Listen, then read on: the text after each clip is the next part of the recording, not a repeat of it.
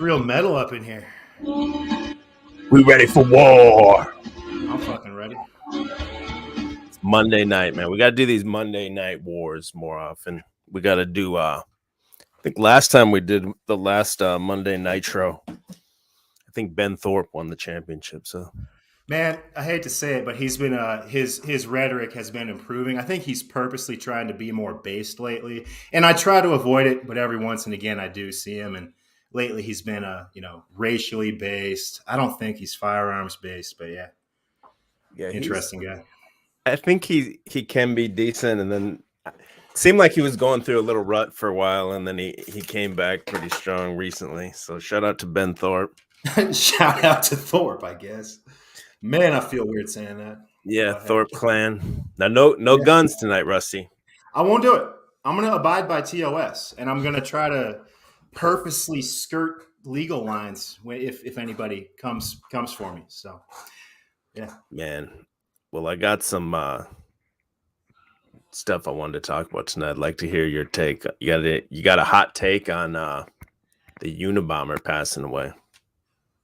To be honest, I don't know a whole lot about him. They say he committed suicide. They say he was. Is that what they said? I haven't followed up. Yeah, well, I think so. I mean, that was pretty much just a headline I saw. I haven't looked that deep. He's a character that I never looked into too deep, like I said. I thought he just died. I think I saw them say it was a suicide, but again, I don't really have the details. But I wouldn't have even really blamed him. I think he was in his 80s, 70s, 80s, still in prison. Was 81. He died at 81. I'll see if I can pull something up about him. Yeah. And just a few days before he died, the Iron Sheik died also at 81. So shout out to 81. So what's going on with 81? Yeah, I'm sure there's some kind of I guarantee there's Iran bomb us in 81 days or something like that. Something. I will tell you 81, that's 9 times 9. And the occultists do like 9 for a certain symbolism. Pregnancy, actually. So they'll use 9 as a incubation period symbolically. But I don't know if that applies in this case. And 99 is the number of completion. Yeah. Yeah, Jim Bob said Uncle Teddy, Theodore Kaczynski, he was an MK Ultra. If you are to believe shout out to Benton, what Benton calls the official fiction. I like that term. I do too. That's actually a good term because where do you start? It could all be lies, but you have to start somewhere. That he went to, what was it? He was a teacher at Cal Berkeley and everything back in the day, but before that, even as maybe like a 16-year-old boy or something, he was part of MK Ultra experiments. So it's a documented fact that he was part of MK Ultra? Yes. Maybe at Stanford or something. It's been a while since I looked into him, but yeah, that's the story. And he was like mathematical genius. And then he went to colleges and in his teenage years, and then he became at University of California, Berkeley, became a professor at very young age, 22 or 24 or something like that. And then, incel, couldn't get any pussy. So Even that's as a professor at Berkeley, he couldn't get pussy? That's what that's the story. And because he's awkward or whatever. And then, But then also the guy's so smart, according to the official fiction. He, see if I can look this up real quick. I've done this before and I forgot what they say. They say his IQ is way higher than even Elon Musk. So if you believe in all this stuff, smarter thing to do would be to bug out in the woods. Yeah. But yeah, his IQ. Here, let's see. 167 is what some people say. And then Elon Musk IQ, what do they say? 155. Okay. So you're better off bugging out in the woods, according to IQ people. Interesting. Well, see, I did bug out in the woods. And when I was in LA, I'm not really bug out, but I live in the woods on 60 acres. Nobody can even approach me. I could dox myself and nobody could make it to my house. But the thing is, I heard that it's hard to measure IQ above 135 or 140. And I went and had it. So when I lived in LA, the Scientologists are always hustling everybody. And just out of curiosity, not out of sheep, like, oh, I bet they have the answers. I was like, okay, fuck it. I'm going to go see what the fuck they want, like what they got going on. So I went into the Scientology place. And the first thing they gave me, the only thing I really did there was an IQ test, and it came out at like 144. And then they said, "Get the fuck out." No. They wanted me to join, of course, and they kept emailing, texting, all, and like you'd spam it and then they'd come back. They don't really leave you alone at all. If you give them the tiniest little opening, they will dive in. But all that to say, IQ is supposedly hard to measure above 130. But some people are just way faster and more creative. So there is some validity to it. For sure. Look at this shit. This is real. It says Kim Kardashian IQ is estimated to be 190 IQ. Horse shit. Not true. It says the theoretical maximum is 200. That can't be fucking real. No. All you got to do is just spread your legs to some rich black athletes or rappers. I guess that's real IQ, right? Just get knocked up by like a fucking millionaire. I mean, yeah, I guess technically it is a smart move. Right? I mean, technically she came out on top, sorta. I don't know. That's fucking weird, man. Fuck. Look who it is. Speaking of numbers here, we got Mr. Smith in the house. What's up, Smith? What's up, Mr. Smith? How you doing? You got any numbers for Kim Kardashian or anything? I know you got something. Well, I got maybe not necessarily numbers, but Kim Kardashian was made famous by Ray J, who is the brother of Brandy, who went to Kobe with prom, and her dad. Wait a minute. Ray J is Brandy's brother? Yeah. I never heard of that. Okay. So, I think I knew that at one time. It's all linked, and so Kim became famous for making a sex tape with him. Kobe goes to prom with Brandy, and worst sex tape of all time. Her stepdad or whatever, Bruce Jenner, like transgender versus Xbox, like transgender.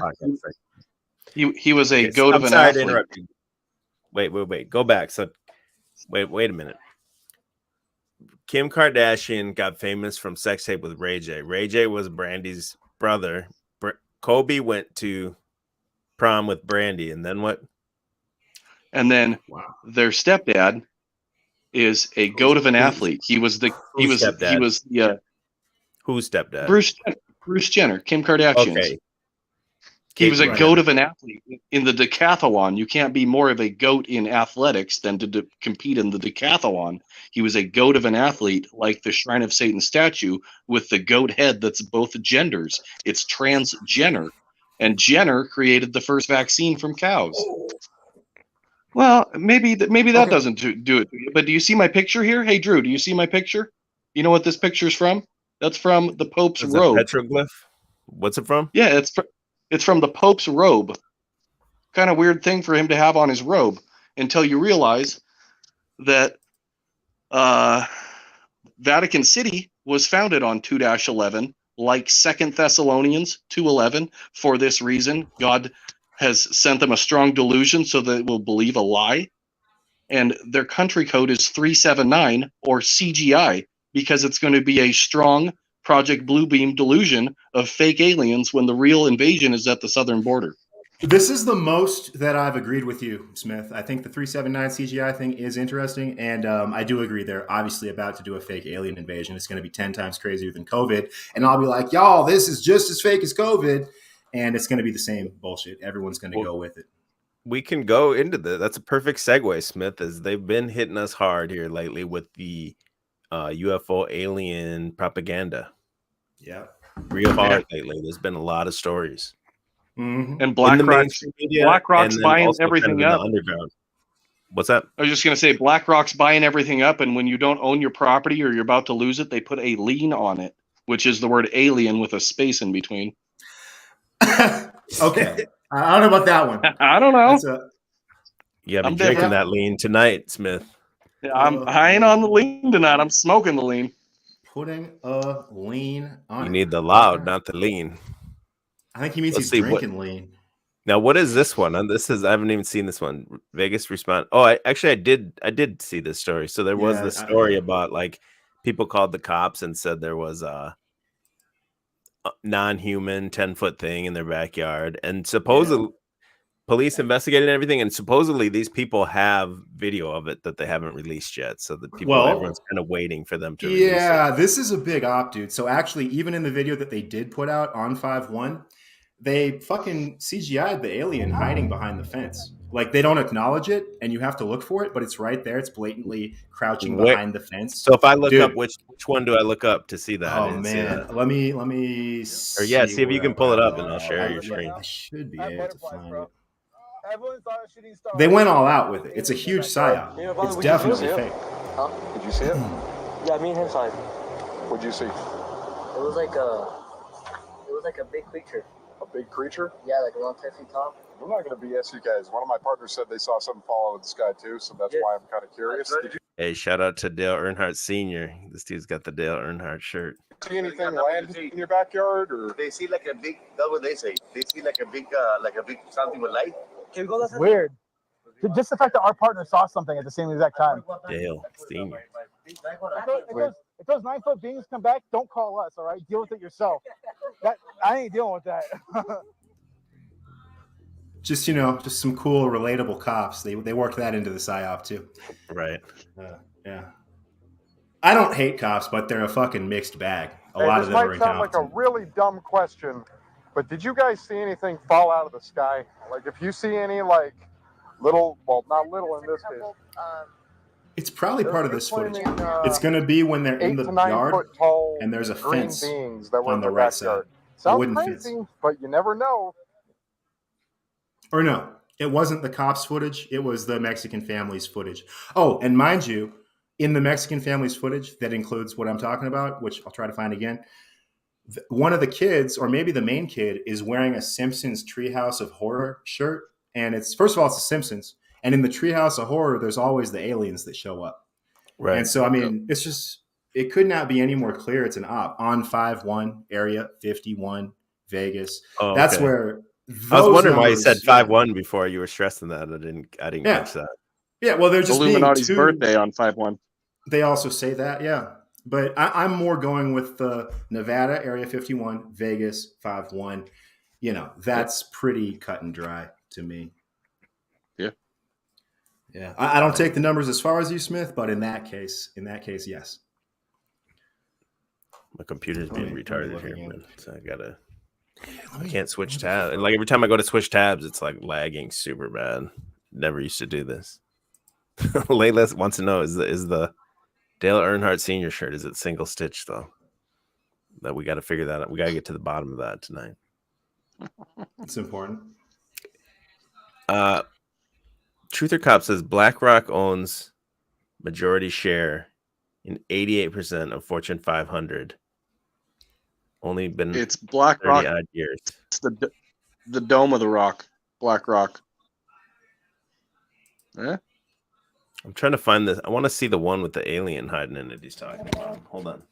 I'm looking for it. Somebody linked it to me in another Discord, and now I'm having a hell of a time trying to find it. It shouldn't be too hard to find, though. It's the Mexican people's footage. So not the cop's body cam, but pretty much the only other footage that's out. I got something here. Hold on. Okay. Hold on. My tabs are being retarded. This is a short. I just typed it. Oh, this is it. So the alien. Where are they here? Where am I looking for? Will I just see it? I mean, you kind of got to look, but it's like crouching down on the right, and you can see like the eye kind of. There we go. See, it's pretty obvious. It's just like something moving. Why is that an alien? Yeah, no. Not a dog? There's a breakdown that kind of outlines it and makes a pretty compelling case. But then again, if there was anything fucking there, how did these people not see it? They're right next to it. I don't know. But that is the footage I was talking about. The breakdown that I saw, the guy does. It's supposed to be like an eye. Yeah. There's like an eye, and he's crouching. When the dude I saw put the fucking like little lines around it, just basic shitty ass sketch, it looked convincing. I'm gonna be honest though, it doesn't look as. The outlines an alien. It looks totally like a.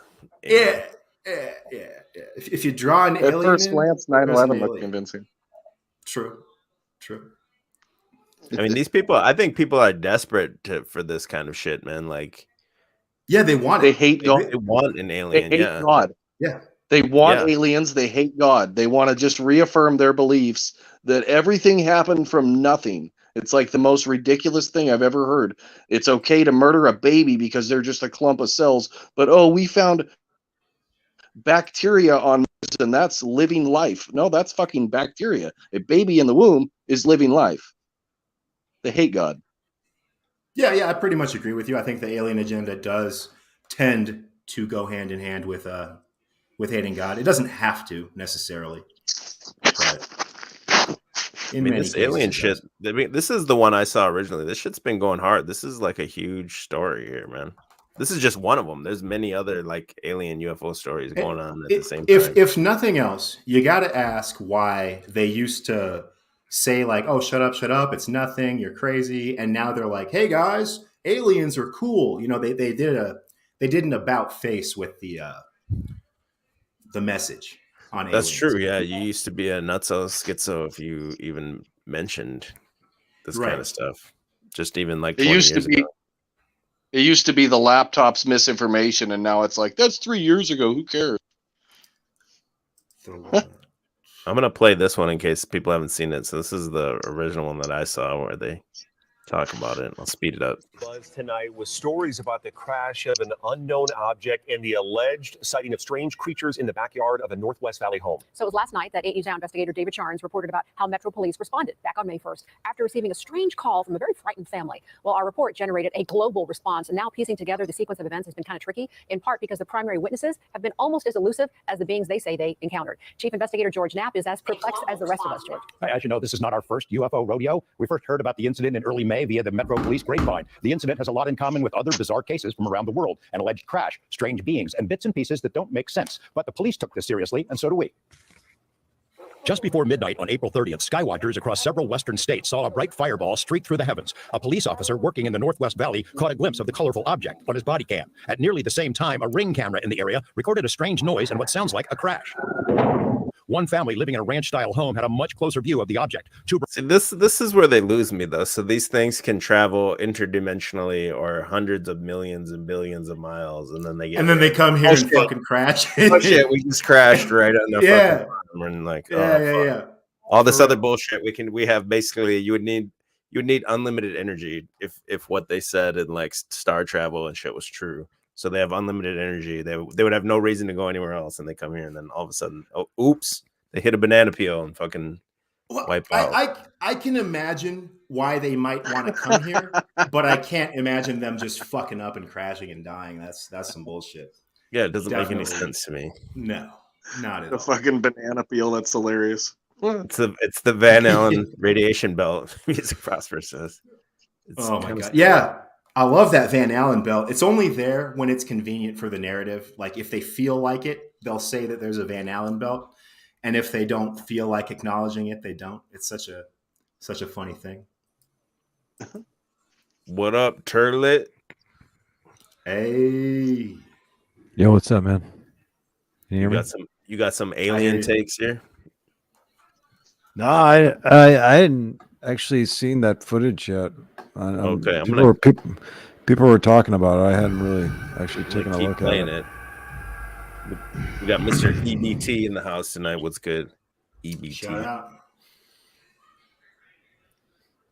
Can you hear us? Hey, real quick, Drew. I got to eat dinner. Who's this other guy that was on panel though? This is Rusty. Rusty, nice to meet you, bro. What's up? Oh, we got TVE and EBT. TV, EBT, and then the guy that was shooting off guns on the live stream. I probably made a fool a couple times, man. I drink too much, but I've been cutting back on that. So hope everybody's well tonight. I got to eat dinner with the fam. Take care. God bless. Yeah. Peace, man. God bless. Come back later if we're still going. All right, man. Take care. God bless. Come back later if we're still going. EBT, you got any hot take on these aliens? I think he's having. I don't think he can hear us. Yo, can you hear me or not? I don't have fucking mic or headphones. Yeah, we can hear you. Sounds like you're in the club. I gotta fix my audio. I'll be back. Hold up. Yep. He sounds like he's in like the green room of some club. Yeah, he does. Exactly. He actually might be. Out 808s. Let me finish playing the rest of this. Brothers and their father were working on a vehicle in their yard when they caught a glimpse of a sparkly object as it came crashing down, then were hit by what they describe as a shockwave. One of the witnesses, a young man named Angel, has stated when the brothers looked into the yard where the object landed, that spot was obscured and blurry, as if... So so he's wearing the Simpsons. Your mom's going to be here any minute. What's with my hair, though? It's terrible. He's wearing Simpsons. Damn, that was Smith. Yeah, he's wearing Simpsons shirt. And then he's saying where the area the object was blurry, not his vision. Just now that actually goes with portal stories that I've read about and stuff online before. Like there will be in these different portal stories, it'll be like what they call like heat waves or something where it's just blurry, where some kind of people seem to like travel in and out of a portal or something, for lack of a better term. Yo, we got Quasi Luminous. Oh no, my bad. It's JG. What's up, JG? I thought it was Quasi. That's a nice field, JG. I'm jealous. Black and white checkerboard on the Sensei says on the Simpsons shirt. Yeah. Let me go back. Let me finish this one. I quit pausing it. By unknown form of camouflage. What they saw next prompted a frantic call to 911. So there's two people or two subjects that are in your backyard? Correct, and they're very large. They're like 8 foot, 9 feet, 10 foot. I don't know. They look like aliens to us. Big eyes. They have big eyes, like I can't explain it. And big mouth. They're shiny eyes, and they're not human. They're 100% not human. 8 News Now investigators have spoken with family members multiple times in the past 4 weeks, but each of the 3 times we accepted their invitation to do an interview, they didn't answer the door or their phone. These are some of the claims they've made in other public forums. Multiple family members backed up the story in an initial police report we obtained. Angel says they heard the patter of multiple feet in the yard. They later heard footsteps on their roof. They saw one of the 8-foot-tall creatures climb behind the controls of a large front loader stored in the yard, as if trying to engage it.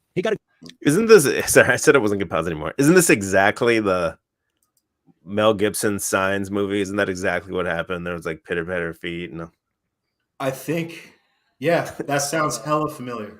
It's been a long time since I've seen it, but I remember like they could hear him on the roof, they heard him outside. They were like hiding behind vehicles and shit like that. Yeah. That sounds real familiar. Like exactly what that movie was about, I thought.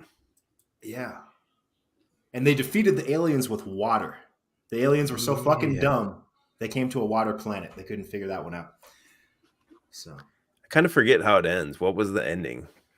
They just super soak all the aliens, I think. I can't remember. I don't remember the actual end, but the way they defeated the ones at their house was with water, which is so dumb. Pretty dumb. A good look at one of the creatures, he said, a greenish, grayish being with large eyes and long legs. He says he could hear its deep breaths, and when he locked eyes, he was, in essence, frozen in place, couldn't move. In the middle of the yard where the object had crashed, then vanished, a circular impression was left in the soil. Okay, where is this on your property? Metro sources say the police dispatcher initially wondered whether to send a crisis intervention team to help the troubled witness, but then took the incident seriously. 2 officers arrived 38 minutes after the call, and by then had heard from other officers. They proceeded cautiously and managed some nervous laughs. I ain't dealing with that. A few days later, the family says 2 Metro sergeants returned to the scene to ask follow-up questions. The family says they also saw men in suits and sunglasses driving in a car with government plates cruising slowly past the house in the following days. Nellis and Creech have denied any interest or involvement with the incident. Metro has indicated they believe the family that something crashed in their yard. But what? You know, you mentioned, George, in that piece that, you know, they were frozen because so many people have been critical of, like, why didn't they get their phone out? Why didn't they take the video? Do we know if there's even any video of this incident? Yes and no. So there's a surveillance camera in the backyard. The property owner keeps that because he's like got a lot of expensive equipment there. What we were told is that at the moment this thing comes down and crash, this camera went out, and it was out for a couple of minutes. When it came back on, the object was gone, but the circle was there. We've been told by Angel in multiple phone conversations that he shot video of the creatures. We haven't seen it, and we don't know anybody else who's seen it yet, so maybe he'll release it at some point. It's getting a lot of attention. Yeah, okay, all over. All right. Yeah, so there it is. It's going to be, they'll be bringing, this story will be going on forever. Well, do you think they're going to follow it up with something crazier or just more like this? That's what I would be doing. That's what it feels like to me. This feels like the start of a big old psyop. Or will they just hammer the same story? They had something just like.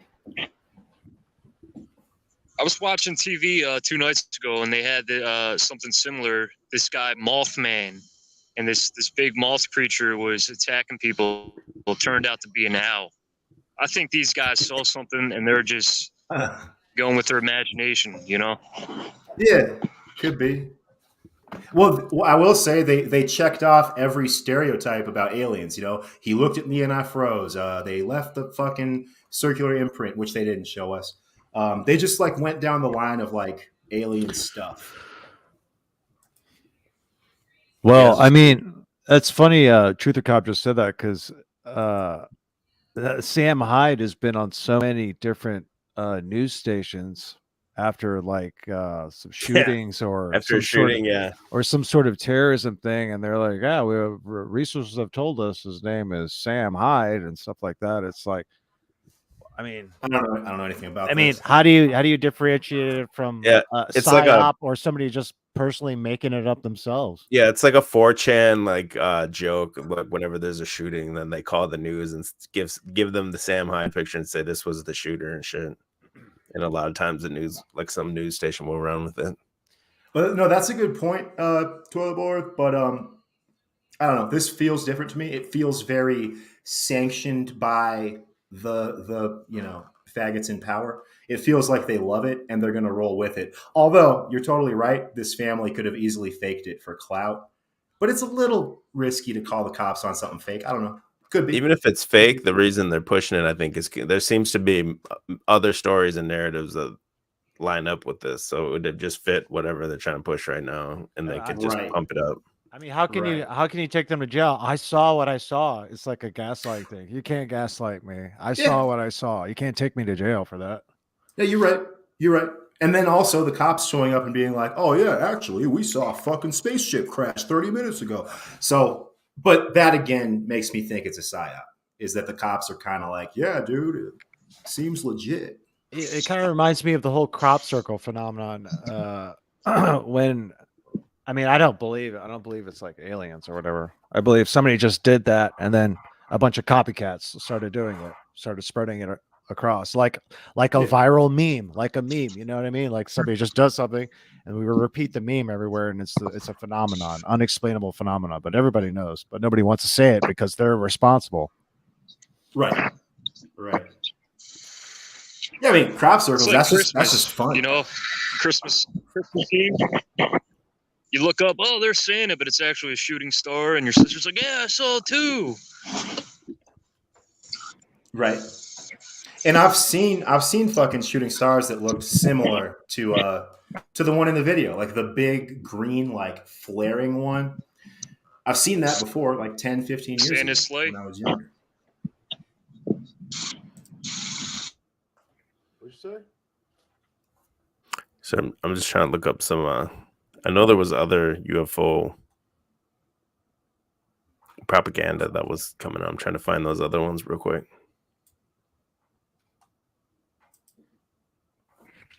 My tabs are. Why does it do this, man? I mean, remember during COOF in New York with all the blue lights that one time? I don't know if you remember that. Oh, yeah, I remember that. Yeah, that was like everyone was like, "Oh, Project Bluebeam." Yeah, there was like in New York, it was like a transformer, and everyone's like, "Oh my god, it's like space lasers." And yeah, I could see that. I forgot about that, but that sounds right. Yeah, here's another one that was coming out. Is that Billy Wonka? Bill Wong? I don't know who this. Willy Wonka? I don't know who this dude is. Yo, he looks like a taxidermy Willy Wonka for sure. Wax Museum Wonka. Yeah, that guy doesn't look real, dude. Yeah, taxidermy. I'm with you on that. He's probably not real. But this says that they U.S. military recovered a UFO that distorted space and time, leaving one investigator nauseous and disoriented when he went in, and discovered it was much larger inside than outside. So that's straight out of Doctor Who. Yeah. Yeah, you go in the phone booth, it's like huge inside. And Harry Potter, they do the same shit in that. People love that idea.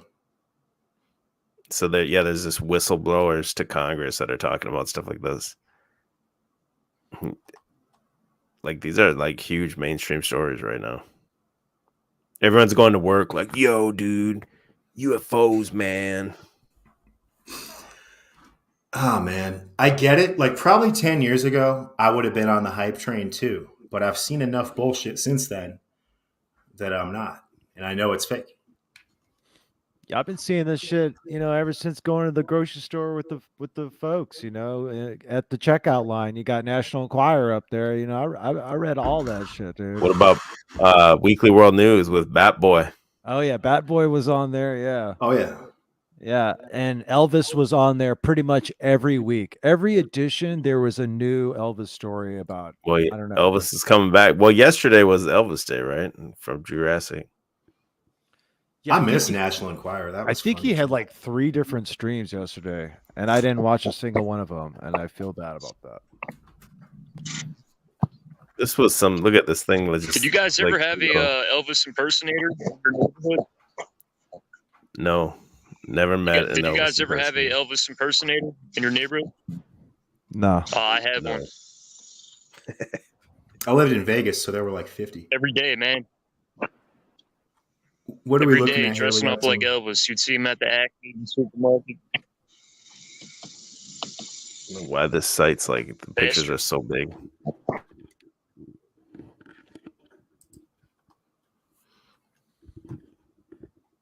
Yeah, that's another thing with the Elvis thing. Why so many impersonators? Why is that still a thing? I mean, I think we don't get it because it was before our time. Like just it's like like kids, it's like a kids boomer today thing. wouldn't understand how big like Michael Jackson was for my time. I don't know how old you guys are, but like I'm 34. Drew, look up Michael Trapson real quick. Drew, look up Michael Trapson real quick. TRAP. Yeah, Michael Trapson. This is a kid I grew up skating with, Dean, right? We were like the only dudes downtown skating Philly. And this guy years later becomes a Michael Jackson impersonator. This dude? No way, dude. No way, dude. Look at this dude. Wow. Oh my god. Hey, so JG, could you tell that he was fucking weird back then, or did it all come out? For today, a Philadelphia filmmaker Dean and was the musician fucking is man. keeping the king of pop's legacy alive. He became well known back in. He was a bomb ass skater or what? Was he regular or goofy? I think Dean was goofy footed, but nah, Dean was cool as shit. He was just a big fan of Michael Jackson, and then he took that route, He took that route. That's funny, man. Does he make money from it? Like, does it profit him? He gets paid for that? That's what I want to know. I haven't talked to him in years, but yeah, I'm sure he's made a lot of money. Huh. Let me play this clip real quick. I want to see this. 2016, when videos of his Michael Jackson impersonations went viral, and now he's doing even more with his passion for the late singer. Action News photojournalist Tom Kretschmer captured the story. My name is Dean Morrow, aka Michael Trapson. Michael Trapson is like my little brother. Michael Trapson. He's an alter ego. He's my way of bringing Michael Jackson back to life in my own unique way. I get to channel the energy of my favorite artist, Michael Jackson, but with a twist. Take your damn shades off when you're talking to me, boy. That was all me. Michael Jackson, MJ, not little Michael with the Jacksons. Here we go. Well, I originally went viral in 2016. I made a video called "If Michael Jackson Made Trap Music," and that was probably like the most biggest moments. It was like everywhere, like Lil Wayne, Chris Brown. Nice to meet you, bro. Dude, that's awesome meeting. Hell yeah, man. Oh yeah, man. Dude, can I get a photo? He's cool. Yeah. Dude, he's crazy. He's not a crazy idiot. I thought I was a Michael Jackson fan. Blow me out the water. He's glowing. That's like one of his main things. He glows, and like when he glows, everybody watches. That's what I peep. I've seen it all the time, and that's why I'm always. He does look more Prince than MJ, Steven. Yeah, I was gonna say that. It looks just like Prince. Because the amount of people that are just gravitating towards his glow and his range of what he does, it's amazing. We walk away with good energy, good moments, good memories, and a better fit body after all this dancing. For today, a Philadelphia. I'm not going to lie. I kind of respect it. He came across in a charismatic and cool way and not like he's fucking insane, So I kind of like it. Yeah, I agree. It seemed like it was gonna be weird at first, but it was just like no, like he hit a viral video, so you got to kind of roll with it. Yeah, I want to be a Dave impersonator now. I think that's my true calling. You ever see that guy? What's his name? Snappy Gilmore. You guys ever seen that guy? No. The golfer dude, the TikTok golfer dude. No, sounds promising. Okay, but it's another one of those things. I think he just kind of like figured something out, and then it became so viral that now he just keeps doing it. Let me see if I can. Are you talking about the guy that hits it with one arm?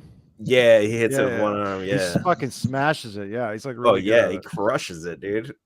Let me pull it up. Hold on. Well, see, we all looked at Dean kind of sideways. We're like, Dean, you're really doing this? Because it was mad kooky, you know.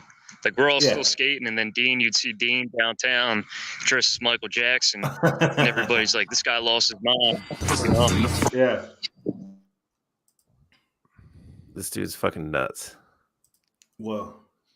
No shit. That's kind of sick. How do you go to the next? Oh, here we go. Nobody else can do. Just like his normal videos, he just fucking crushes it. Not while the spinner Rooney. Yeah, just like yeah, that. that's just what he does. He just smashes it like that.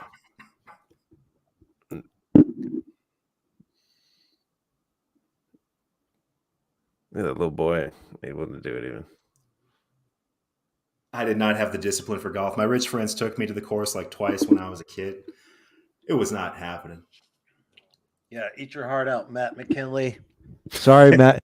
Maybe he was like one of his students. Yeah, this dude watched Kung Fu Golf, and this is what happened, bro. Yeah, this is he got kidnapped to the McKinley lair and got MK Ultra, and this is what he came out. McKinley gave him the Bardo package, the samurai Bardo package, and now he's like, yeah, he's got the samurai hair and everything. Yeah, exactly. Have you guys seen these guys? These guys are so lame. I don't know the name of it. It's called it's got the weirdest name. And they talk about like first grade conspiracy podcast stuff. It's so cringe. It was sucking a star in. Did it move or the star move? The star was getting sucked into this black, so it was just like light streams going into this black hole. Where is it going? Listen to this. What they thought they knew of black holes, well, they don't know a lot. Stuff gets sucked into it because it's just this mad force of gravity. Black holes. Just sucks everything in. Yeah. But this year, they looked at the same black hole, and it was spitting the star back out. Like, so light and stuff was coming. Soy Jack face. Yeah. Like, so it was like regurgitating the star. Just recycling it. They have this like elaborate studio, and then they just talk about this star shit. And this girl's just always like, oh. Is she pregnant? Is that what's going on here? Oh my god. Yeah, that one she was that. Yeah, but she sucked off a star and got impregnated.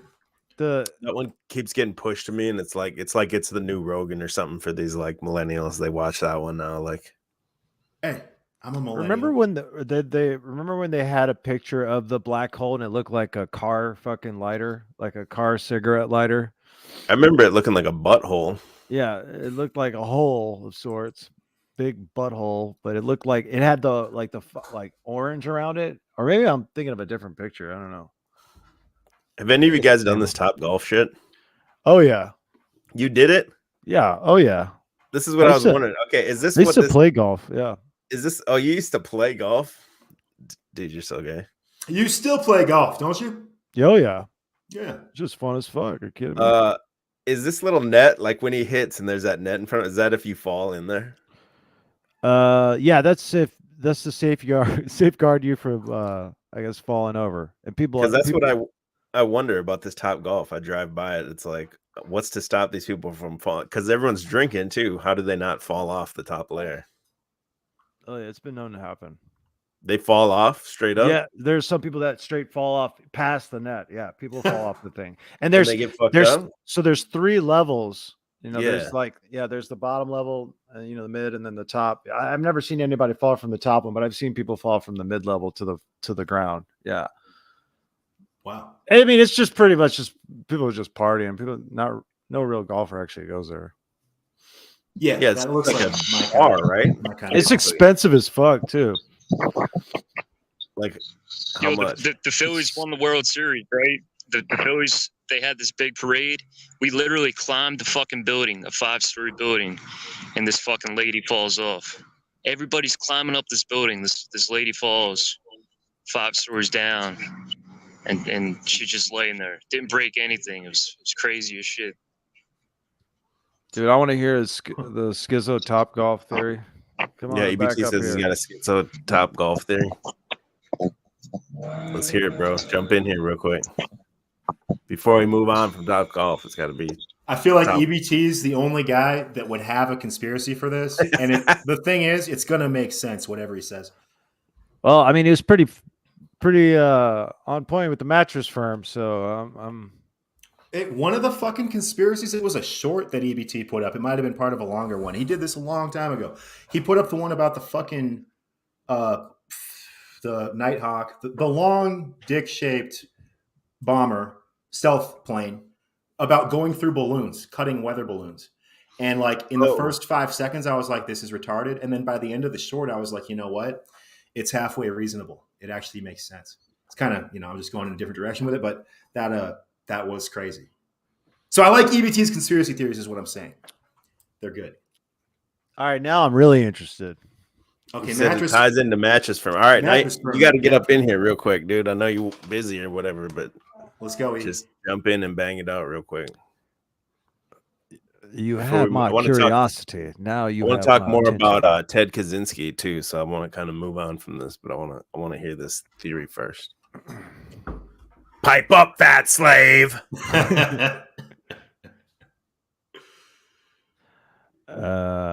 He's coming in a second. Let's buy him some more time. I truly think Ted Kaczynski's brother having a girlfriend drove him insane. Why? Isn't his brother the one that dimed him out? Yes. Is that the official story? His brother dimed him out to the cops? Yeah. Well, they say that his brother was his best friend, right? And Ted didn't like anybody, and his brother got a girlfriend, and he got crazy. That's what they were saying.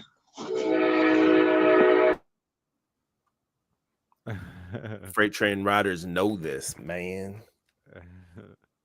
I like the train ambiance. I grew up listening to the train every morning. Every morning, I hear a damn train go off.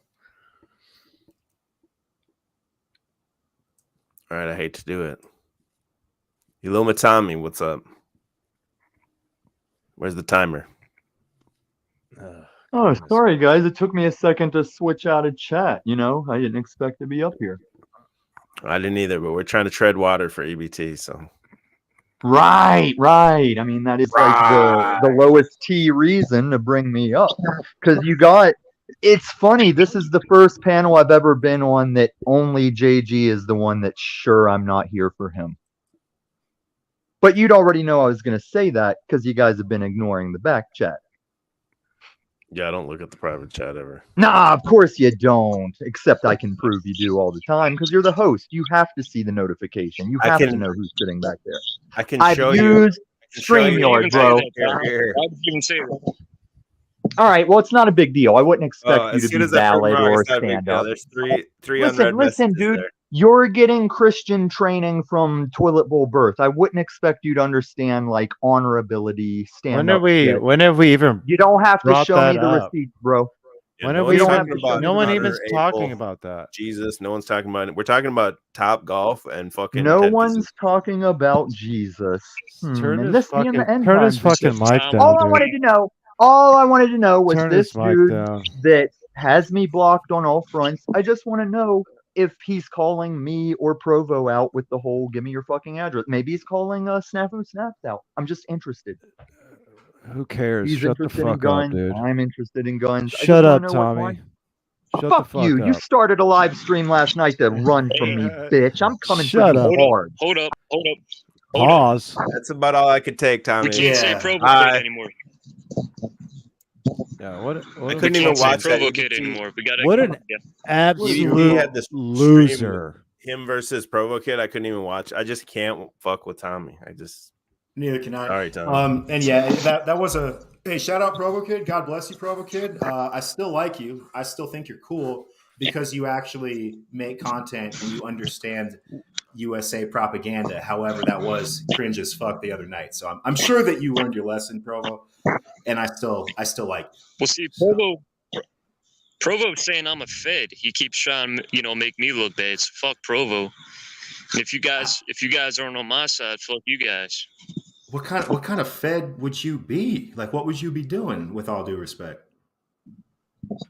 That's what I'm saying. Yeah. Okay. Yeah, I agree on that. That don't make no sense. Yeah, someone had too much Chardonnay that night. Oh well, yeah. It's all good. We've all been there, bro. Facts. It's fucking young bullshit.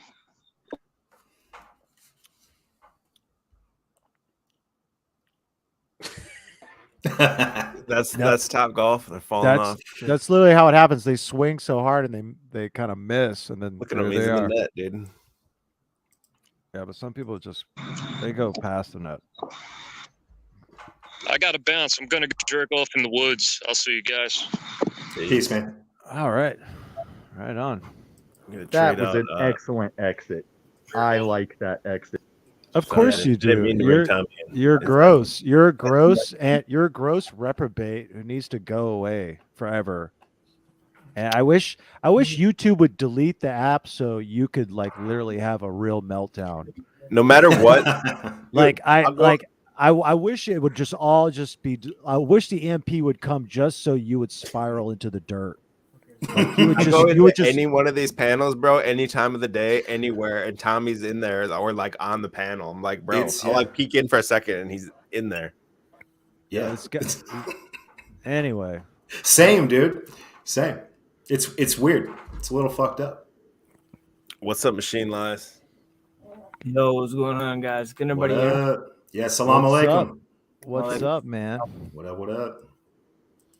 Yeah, I heard you guys talking about Ted Kaczynski. I was like, this is your wheelhouse, man. Yeah, you got to take on this. I know you do. Yeah, I wanted to go more into the Theodore Kaczynski.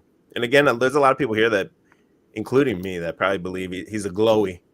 Ted Glozinski.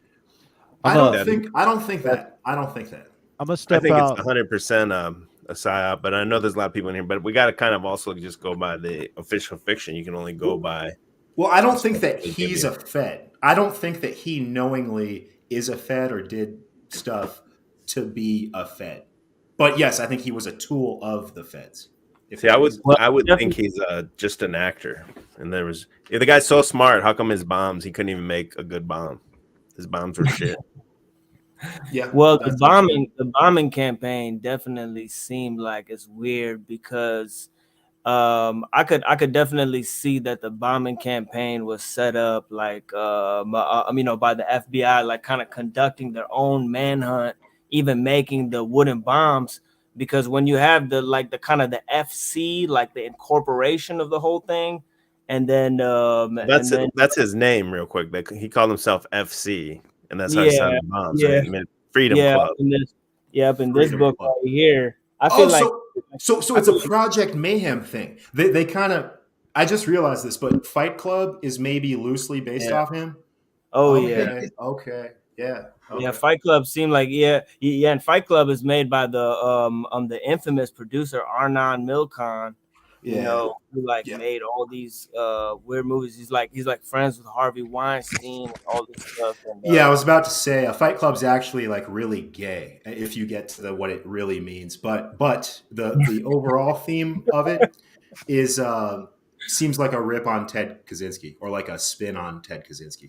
Well, no, I think it's more a rip off of the Discordians. How they had because they had a similar thing called the Discordian Society, where they would do like weird things as they prescribe in those homework assignments in those films.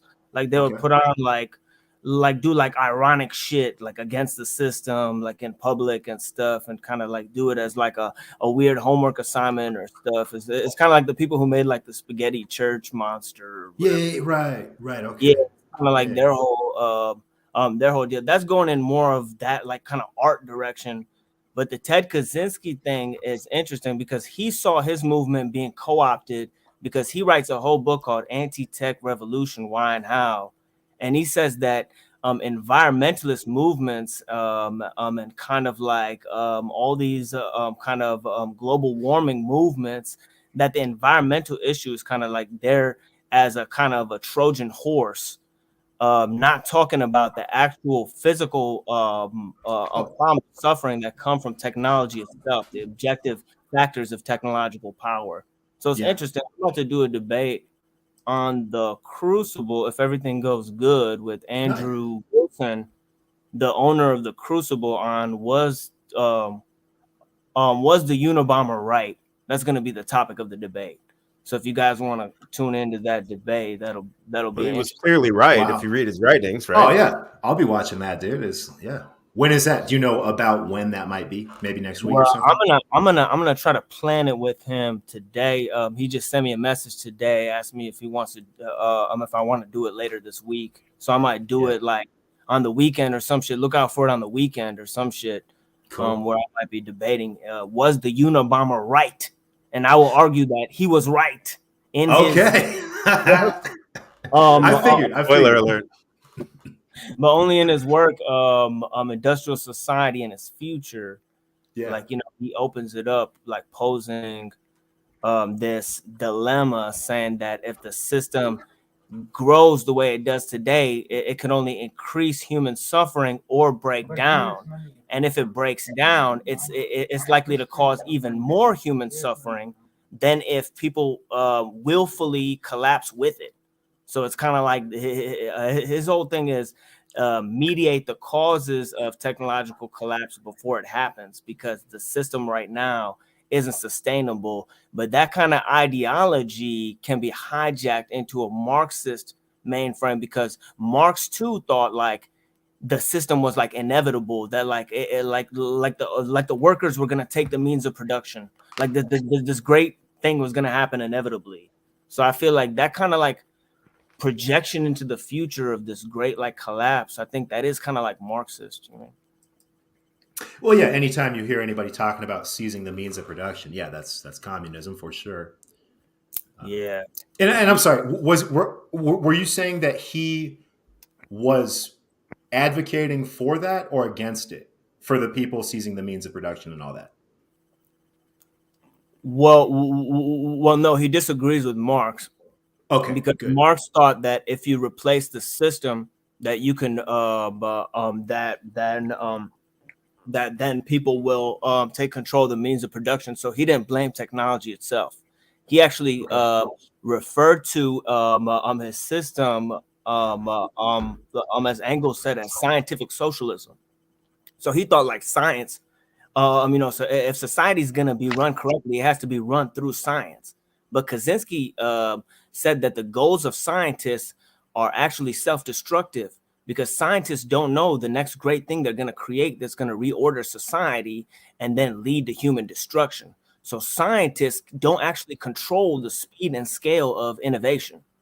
So they're actually have a lot of hubris to try to think that they can actually order society based on incomplete knowledge they have of how the universe works. Oh yeah. No, hubris is huge with these Illuminati type people, and they do call themselves that at the higher levels. It's not a weird thing to say. The top dudes, they have tons of hubris, because it's exactly what you just said. I can't say it better. They think that they got it all figured out and that they can run it and control everybody, and they're wrong, because they're mostly autistic. They're autistic weirdos, and they don't fucking understand people the way that they think they do. And they really think they do, because they're sucking up all our data.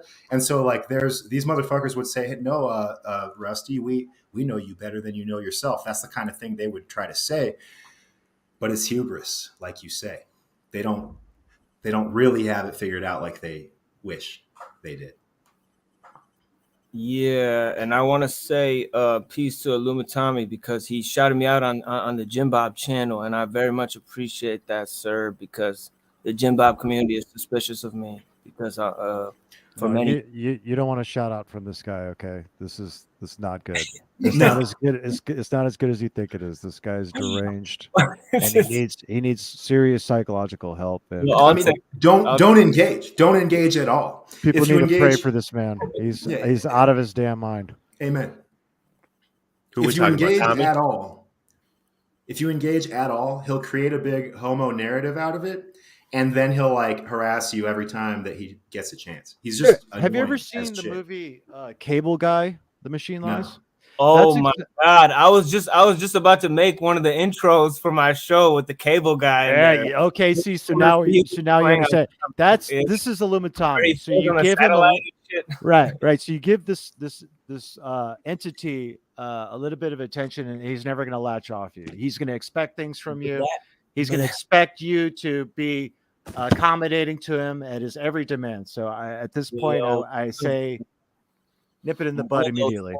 One of those things in that movie, he says you got to kill the babysitter. You know, like the TV is the babysitter, and it's causing it's raising the fucking kids. You know, so it's like the Cable Guy like he's like detached from his own actions. Like he thinks he's like a character in a fucking movie. You know yes, exactly. Yeah. That's how people are today, because they did get raised by the TV. You ever see people will like break the fourth wall and they make a joke and shit. They'll be like, yeah.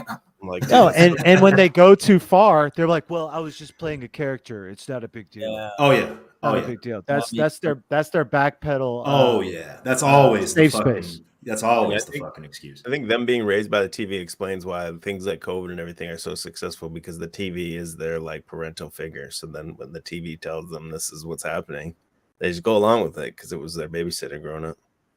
Yeah, it's like motherfuckers are real life actors, and really they have this fucking total like everybody's their own brand. And I think that's the first line of fuckery, where like everybody's an online persona, and that persona is attached to incorporation into a brand. So everybody is like FC. You know, they're not like the Unabomber. They're like, we are this motherfucking organization. And that's kind of this MK Ultra move, where it's like you get that split personality, you know, when they do experiments on you, where like you're this person, but you're also like the idea of this person. You know, and that's what fucking being online is motherfucking doing. It's like giving everybody a dissociative complex. Yeah, like like my wife had mental illness, and and one of the things that they describe in schizophrenia is source monitoring error. So I was explaining to her, because she was thinking that people in the TV were talking to her personally or sending her personal messages. Yeah, and this is actually what well, they could change your emotions by changing the fucking news feed. So it's like they are sending you personal messages, but if you think that, you're schizophrenic. But it's like everybody's fucking thinking that, you know, they're thinking like, oh, I just thought about that thing and now I'm clicking on it. Yeah, you know, so it's like fucking, it's giving you this dissociative. There's a YouTube channel, Machine Lies. It's called I Am Truthor, and EBT and I have covered it a couple times. And it's the guy's theory is that the people what you see in movies are actually like entities that are just sitting there kind of dormant until you flip the channel and they see and they know it's you, and they have a loose script and they like interact with you directly. It's pretty wild though when you like that don't fucking pan out for me, and I'm open to all kinds of crazy shit. That's just a little too out there, but it's a theory. I thought about that with David Blaine, because like they only bring David Blaine out like they have like all these like teams of medical professionals study him, and then they have him perform a feat of human endurance, and they might have just put like a fucking microchip in this motherfucker to like test like how long he could breathe under the water, like with this fucking chip in him. And then he doesn't really react when you bring David Blaine out and ask him all these questions of how he performed it. He doesn't fucking know anything about it. He's just like very like he's like yeah, you know, it was fucking great. And then they take him away and they study him by medical fucking professionals again. So like I'm like, what if this is just like a super soldier training program and shit, where they just bring this motherfucker out? You're onto something with David Blaine. Because it's easy to say, well, yeah, that's just his persona, that's his how he acts, which is kind of true, because even if you go back to the beginning of David Blaine's career, he always acted very vacant and just odd. Yeah. And he's always been like that. But you're right. There's something to that. And MK Ultra would help explain it, and plus medical experiments on top of that. That's a good point.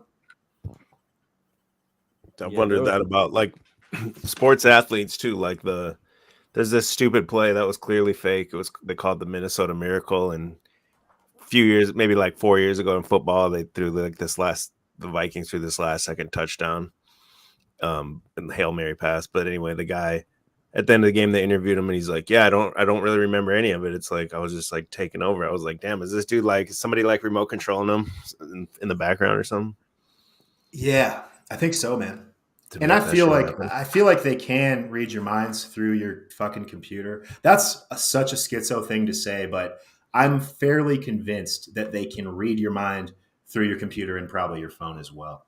That's crazy, though. I know that. So I don't think that that's too crazy. I mean, we've all seen, experienced things like that on the phone. Yeah, like some targeted ad or something. That's some shit you've only thought about, basically. Yeah. I had an experience once, but it sounds schizo, where the computer essentially, for a split second, popped up on the screen text of literally exactly my thought at the time. It was just for a second, and it was 8 years ago, but I felt like it was real. I'm not diagnosed with any mental disorders. I function.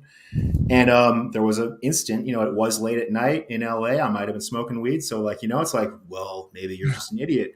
But for a split second, I saw something that I didn't like on the internet. And I was like, ooh, that's fucked up. And I'm thinking, no. My thought was just simply no. And it was a strong thought.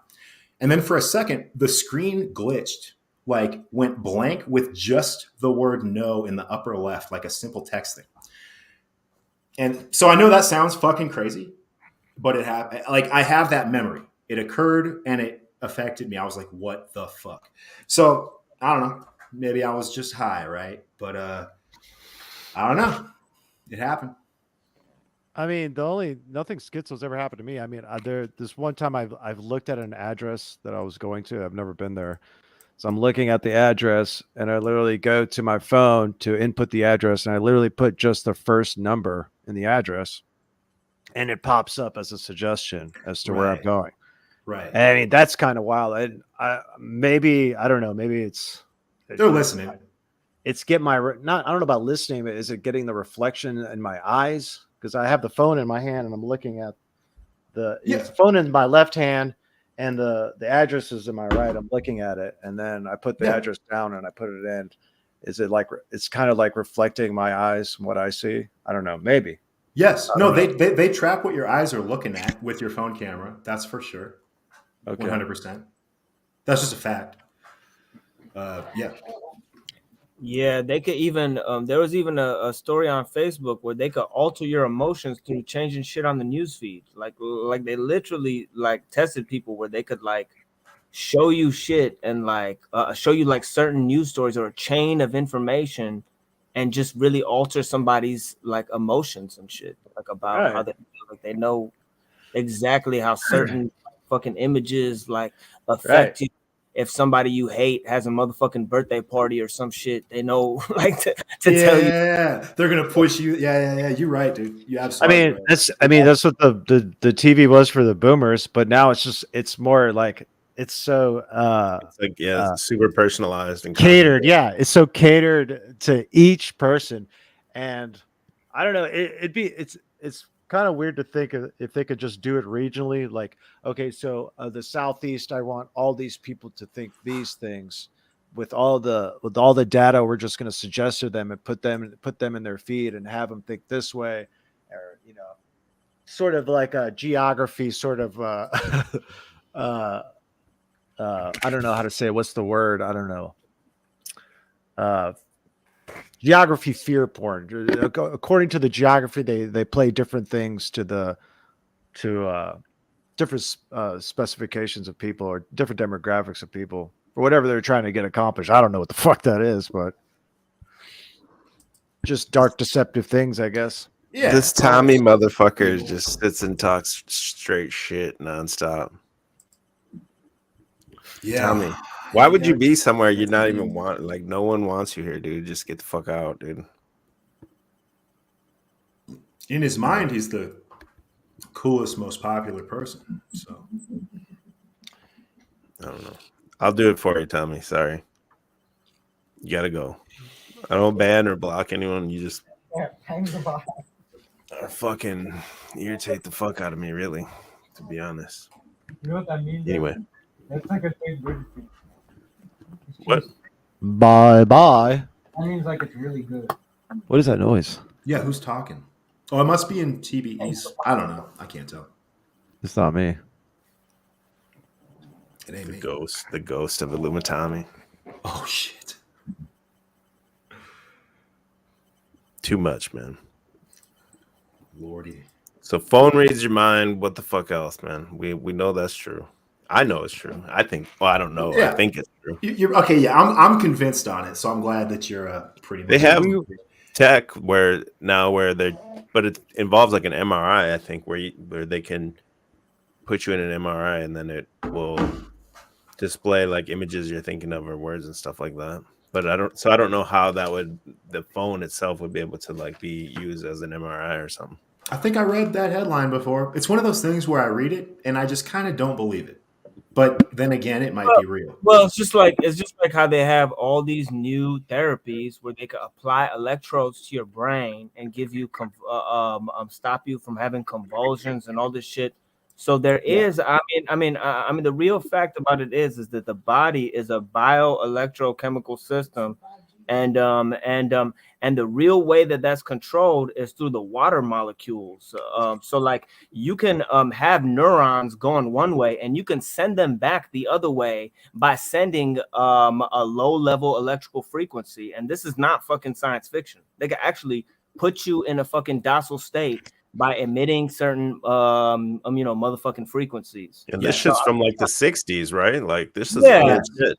Yeah, that shit's really old. I mean, there was a professor who worked on it called Jose Delgado, and his work is well known. I think he worked at University of Madrid. And is that the dude that he stopped a charging bull? Was that dude? I'm not sure, but with a dude that was electro with electromagnetic pulse or something, he's able to stop a charging bull. I think that's the same dude. I'm not 100% sure. That would be easy to stage, but it sounds sick. How could you stage a charging bull just being stopped though? I don't know, but if you gave me enough time to train a bull, I'm sure I could figure out how to get it. You can't train a bull. I don't think you're probably. Well, let me put it like this: if you've got a dog that's an actor in a movie, you got to you're doing shit off screen to get him to do certain things.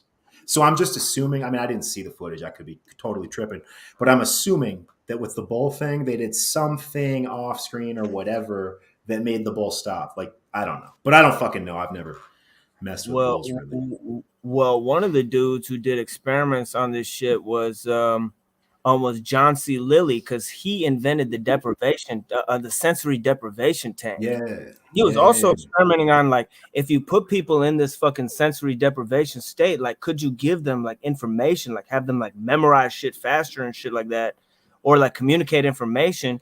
And he did find out that if you make this fucking Lilly wave, you could send an ELF wave and fucking piggyback like certain frequencies to make people like feel like aggressive or like calm or like some shit like that, because he was interested in drugs. So his whole thing was like, could you electrically stimulate people and cause the same types of effects of like fucking ketamine and DMT and shit, just by electrochemical stimulation. So he would do all this, and the actual conclusion is that you can fucking affect people this way. So us being in this motherfucking thing where all of our water molecules are reacting with this low level radiation. I mean, I'm not saying it's I know that it's doing some shit, but I mean it must be doing some fucking shit. It must do something, right? All these that thing called the Soviet woodpecker. You ever heard that machine lies? Soviet woodpecker.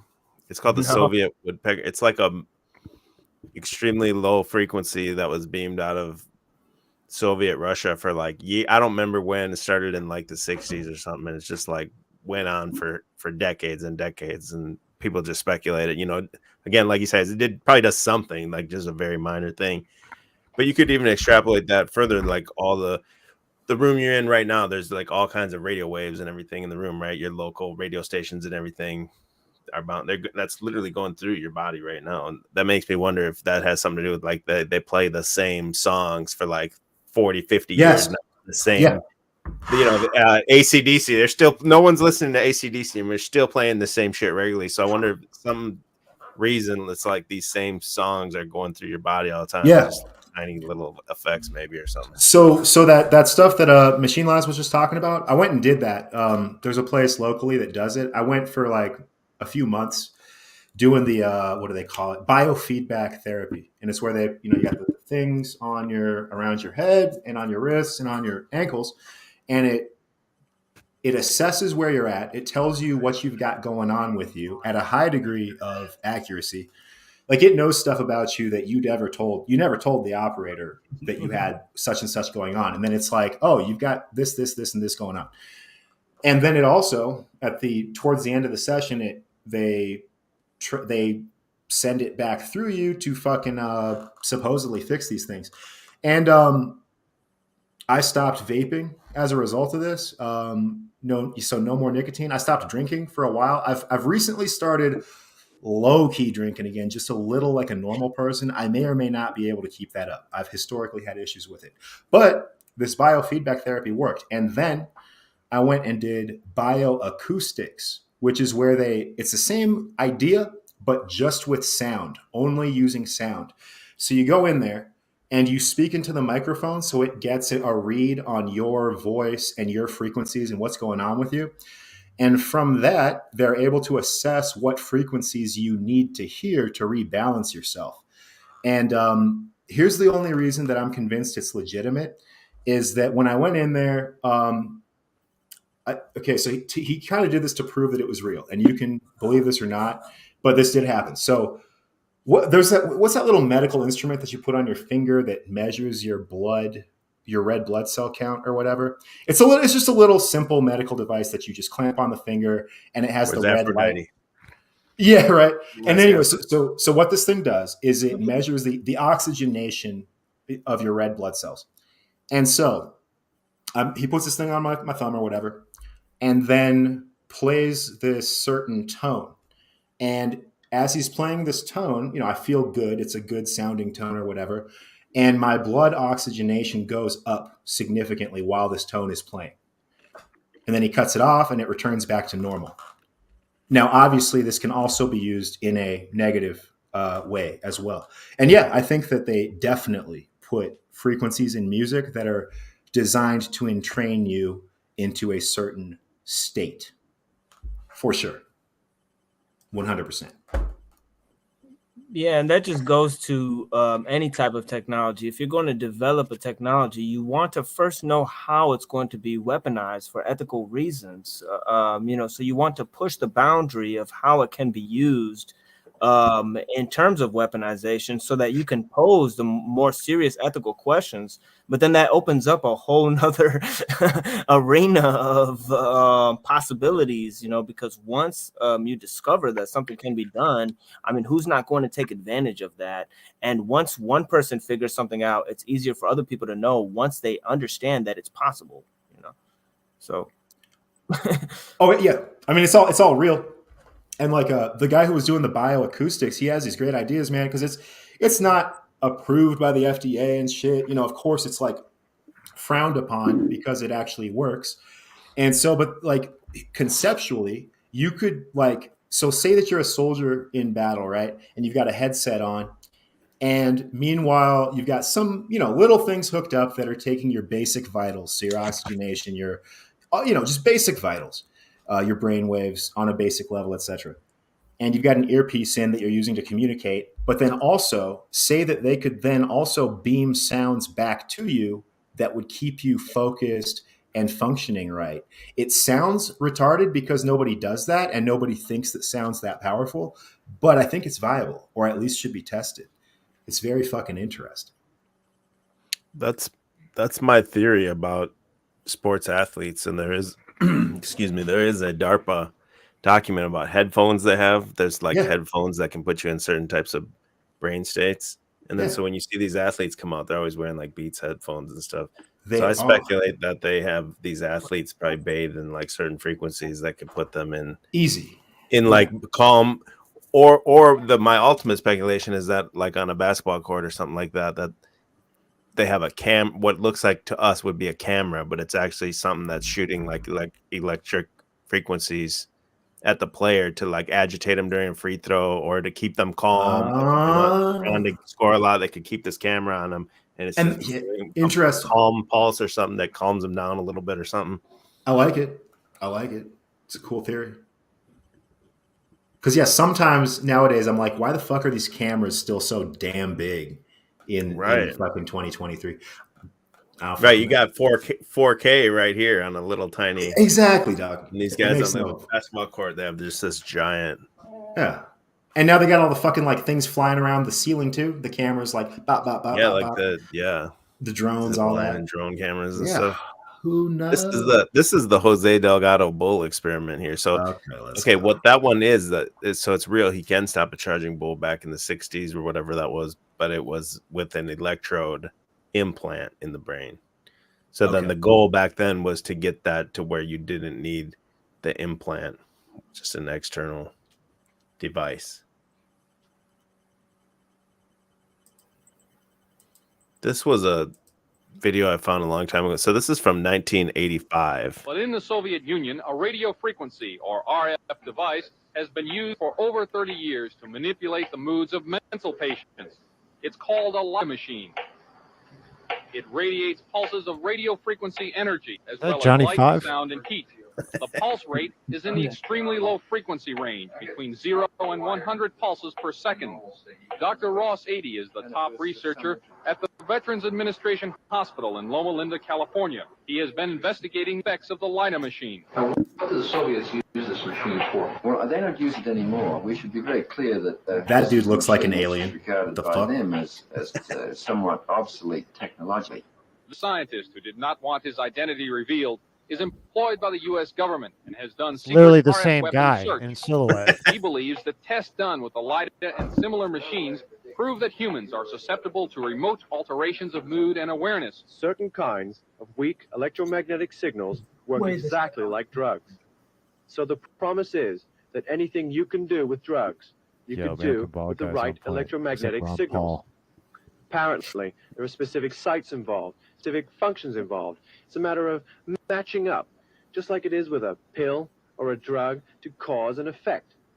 You could have a cause and effect relationship between a magnetic field and a biological function. So that's exactly what you were talking about, machine lies.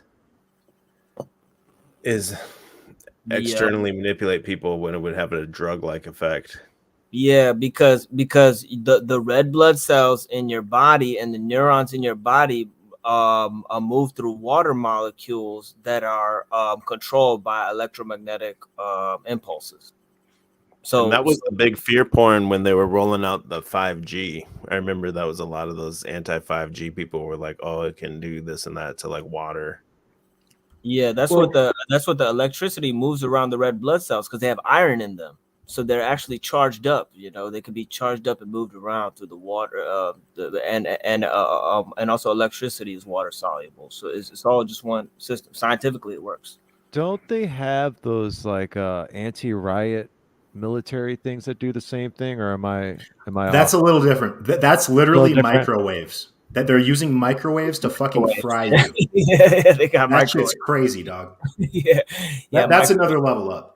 Do you know? You know all about that stuff too, machine lies? Yeah, they can aim that shit from very far away. They can aim a microwave weapon at you like from a very long distance. And essentially, I mean, I don't even personally use the microwave because because the fucking the microwave actually the way it works is it heats up the electrons inside the water molecules. That's why you'll notice when you take some shit out of the microwave, it's got like the beads of water on that shit, like it's all sweaty and shit. I'm saying, like if you take like a piece of bread out of the fucking microwave, you'll see the fucking water droplets on top of that shit because it's actually just heating up the water inside of the food. Yep. So it's fucking crazy. So actually microwaves work on water. So because your body is 90% water and that water interacts with motherfucking electricity, that's how the fuck they're able to use all this shit. So I shouldn't be Shoving my face in the microwave when I turn it on, watching my food cook. Right? That's not a good idea. You're gonna want to avoid doing it. Anything microwave, that's the ultimate boy slop shit. And the cell phone is the same shit. It's working on the same level of radiation. It's not on like the gamma or the other forms of radiation, but it's on the microwave level of radiation. So it's working the same way. So the cell phone is essentially working the same way. And if you look at the motherfucking cell phone, they actually have FDA approved limits for the radiation. So you could look at the SRI units or whatever, or the there's actual fixed units, radiation units per cell phone that are approved by the FDA. Because if you have this exposure for more than 10 years to these fucking to this radiation, you get cancer from it. It's proven. So it's like, I wouldn't advise anybody to even carry their cell phone on them. I don't carry my cell phone on me. I put that shit in the house, in one place in my house. And if I want to go use it, I go walk up, turn that shit on speakerphone and use it from a distance. Smart. Yeah, I think you're right. Don't doom scroll all day, you're saying. Don't do it. There's been a couple times where I've had my phone in bed. And I've just kind of, without even thinking about it, I just kind of set it to the next to me or something, and then it ends up like underneath my pillow.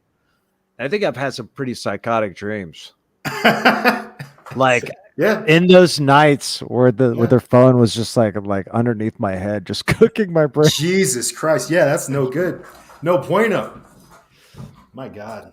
But I mean, everybody carries these things around. We're in front of screens all the time, and we got blue lights. I still sleep with my fucking phone, but I put it on airplane. Act like we're not in a grid of this shit anyway. You know what I mean? The shit's everywhere. There's no escaping it. Yeah. You remember the old green boxes? Those green electric boxes? That was the original 5G. People were freaking out about that. I didn't know that. That's crazy. Do you remember those gold green boxes like in I don't know what you're even talking about. What are you talking about?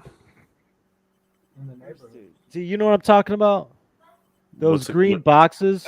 Those green electric boxes? Like the green electric box at your fucking house? Talking about with the little green I have one out front. Yeah. I think I have one in my fucking out front, if it's what you're talking about.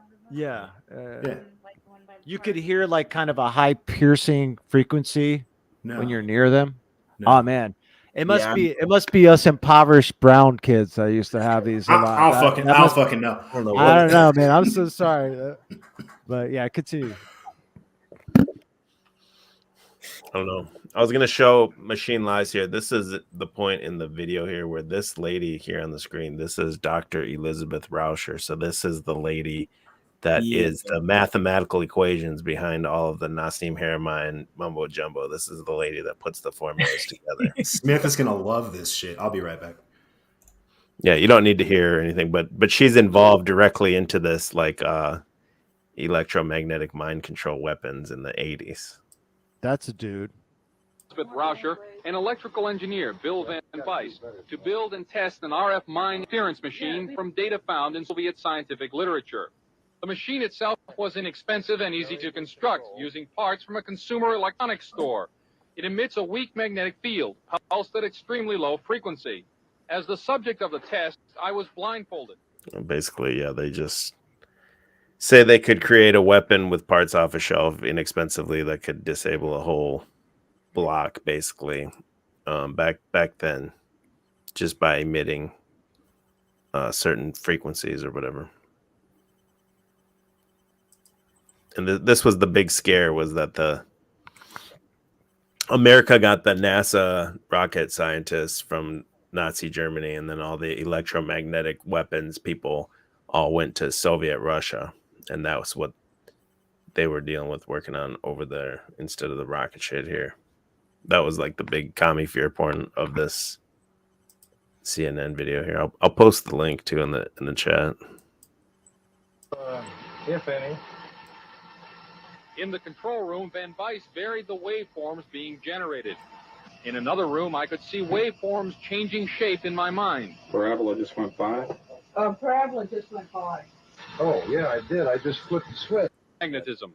This is a very significant experiment because it carries our understanding of how vision is actually performed a step further into the mystery. He said he thought the machine caused a disturbance in the brain's interpretation of vision, and as such could be used as a weapon. That kind of a disturbance in the visual system could markedly influence the operations of a fighter pilot, a helicopter pilot, or even a simple an aberration in the visual field as making everyone seeing double, or everyone having their visual field jitter like a poorly adjusted television screen. Or blue beam Jesus, man. They're gonna blue beam Jesus for you to see him in the sky, and everyone's gonna see him. And I think all the stuff that they're talking about in that video from the early 80s, I think that proves that Theodore Kaczynski was right. So I think Machine Lies is. You rolling a blunt or what, fam? Well, I'm just packing this this bong here, but one of the things that Kaczynski put forward was he predicted two things that I think are extremely fucking just are off top, just extremely relevant, which is the rise of leftism and also the rise of mass surveillance. So he just knew like society was gonna be leftist, and that like this shit was gonna be like all about like every like the government was gonna be watching everything. Like he called that shit. Let me ask you this: do you know how he? Well, first of all, okay, so he had an accurate assessment of where shit was going and what was happening. So why did he send bombs out like an idiot? And I'm wondering if you know, and I don't know, how did he pick his targets? Were they specific types of people he was trying to get, or what? What I'm saying is, why did he act out when he had such an accurate take? I think for that it was like either he was extremely foolhardy in a sense where he thought that, but like he did think that like a revolution like against technology like really didn't require that many people. And he cited, Lenin, and the Cuban Revolution as an example. So it's true that a low-tech society could fight a more technologically advanced society the way they did in Vietnam or the Afghanistan war. You know, so it's true that, like, you know, what I mean, that even the American Revolutionary War was only like 1% of the people that fought. It was like none. So yeah. You are absolutely correct. Yeah, so I think could a low tech army win against a high tech army? Actually, there's a better chance of them surviving because they don't have to rely on the technology to a certain extent. Plus, you can go steal their shit. If you fuck up one base, you overrun one base. Now you got the tanks, dude. I'm not advocating for this, but I mean, think about how easy it would be to overrun a United States military base. Like they don't know, like if everybody's flooding onto the base, they don't know if you're actually military or not. You don't come on base in uniform unless you're a Marine. And so it would be so easy to overrun any terrestrial military base. Obviously the Navy, you can't just overrun a ship. That's a whole different thing. But all the land bases, dude, if civilians ever wanted to overrun it, easy. No problem. But I could also think of them using eco-terrorism to bolster like doing false flag eco-terrorism and then say, oh look, we need a great reset because the current system that's in place has many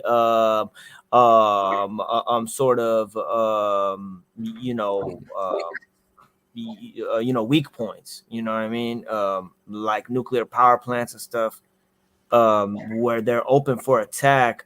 Whereas if they totally rehash the system, they could make it less susceptible to these. So they might now lionize Kaczynski and use him as a poster boy for false flag eco-terrorism.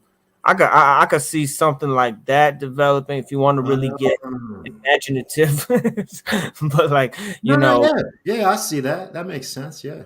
Yeah, but on the other end, I think it's interesting how he was able to lead them on this wild goose chase for 30 years. And I feel like that points to actual flaws within the system itself. That actually, if one person started doing this shit or started going against the technology, like what the fuck could anybody do about it? Especially if it's just a one-man show. You know what I'm saying? Yep. So, you know, really, like, how would you fight? And that is one of the main things the FBI profiling focused on. You saw this whole narrative that they developed about the lone wolf. Everybody was a motherfucking lone wolf. You know, they had an ideology, but they're also a lone wolf.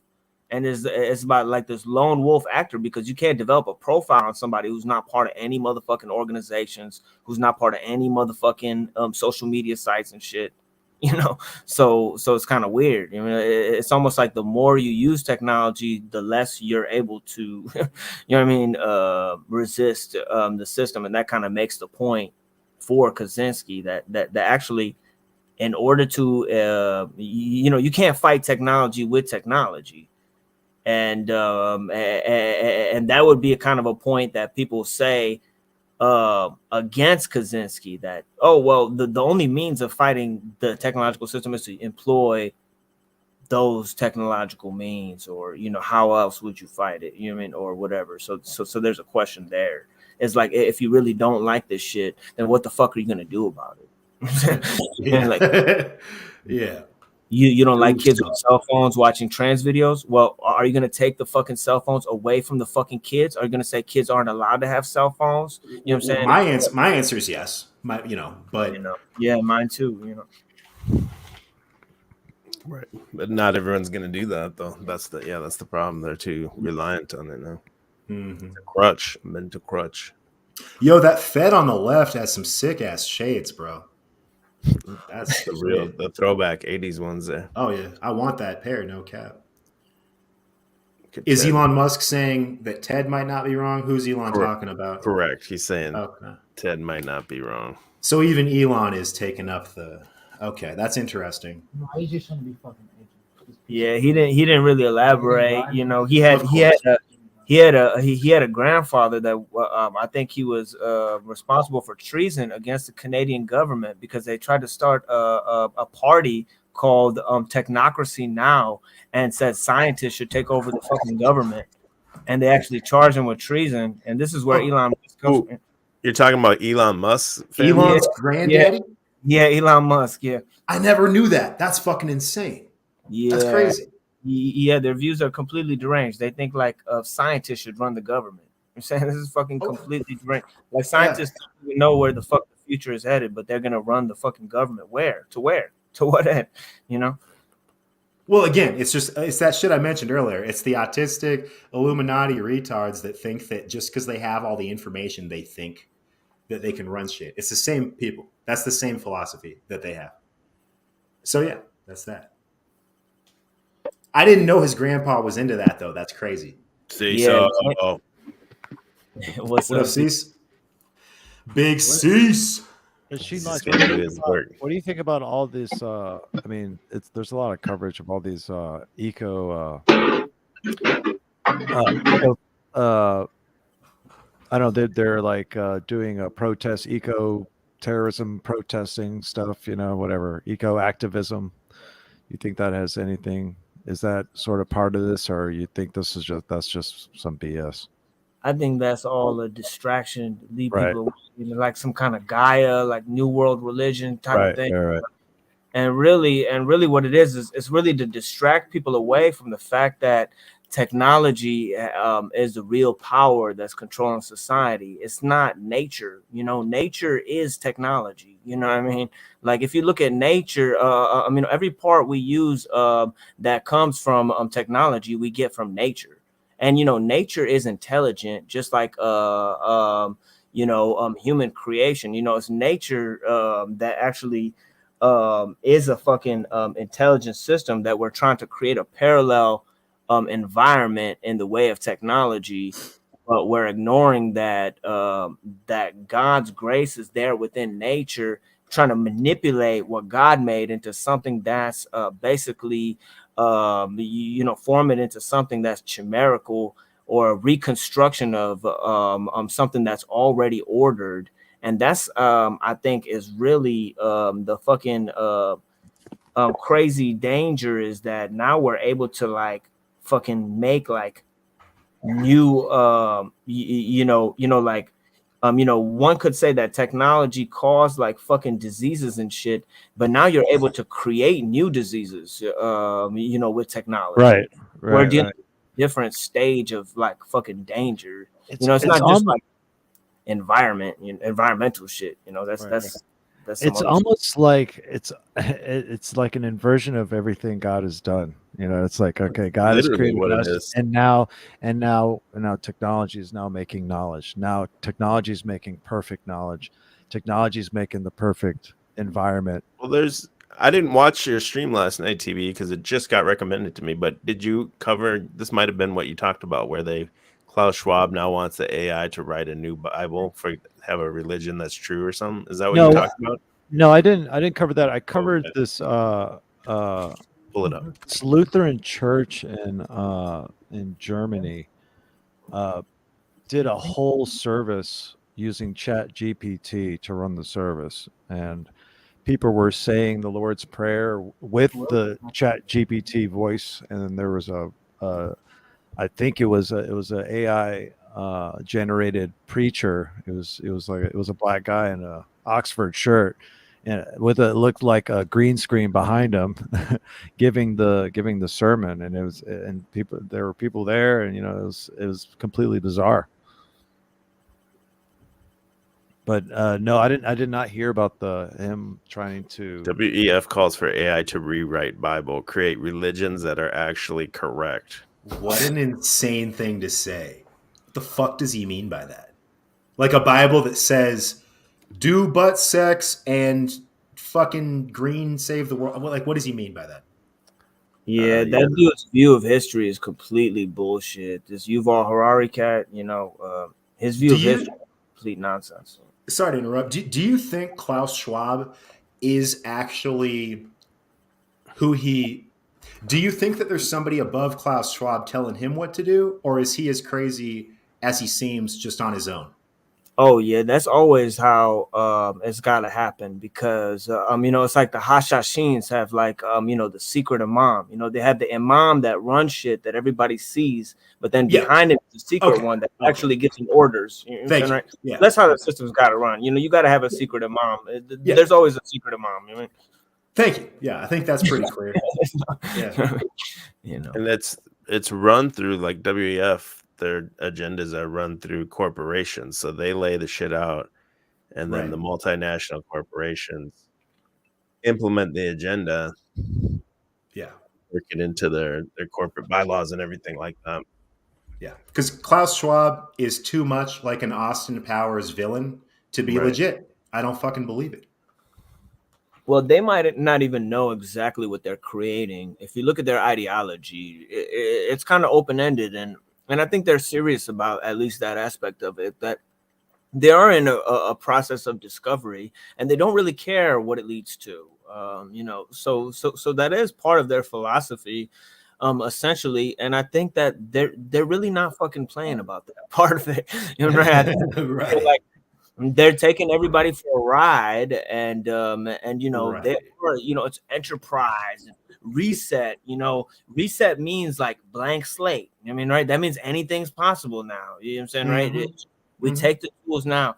So it's kind of like a tabula rasa, you know what I'm saying, right? And that's their view of consciousness. They think human beings are born as a motherfucking tabula rasa, where you can imprint and inscribe everything. They believe a human being has no inherent nature, because they do think that, but doesn't that seem to be true for at least half of the people?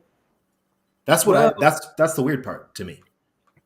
Well, I feel like that, like, you're born like already having like a purpose, and I think that you know, you could tell certain people are chosen to do certain things in this world, and I actually don't fully believe in free will, because you know, God is in control of everything. You know, at the end of the day, you know, so I feel like they try to preach this individuality, this great, that we're all co-creators and stuff.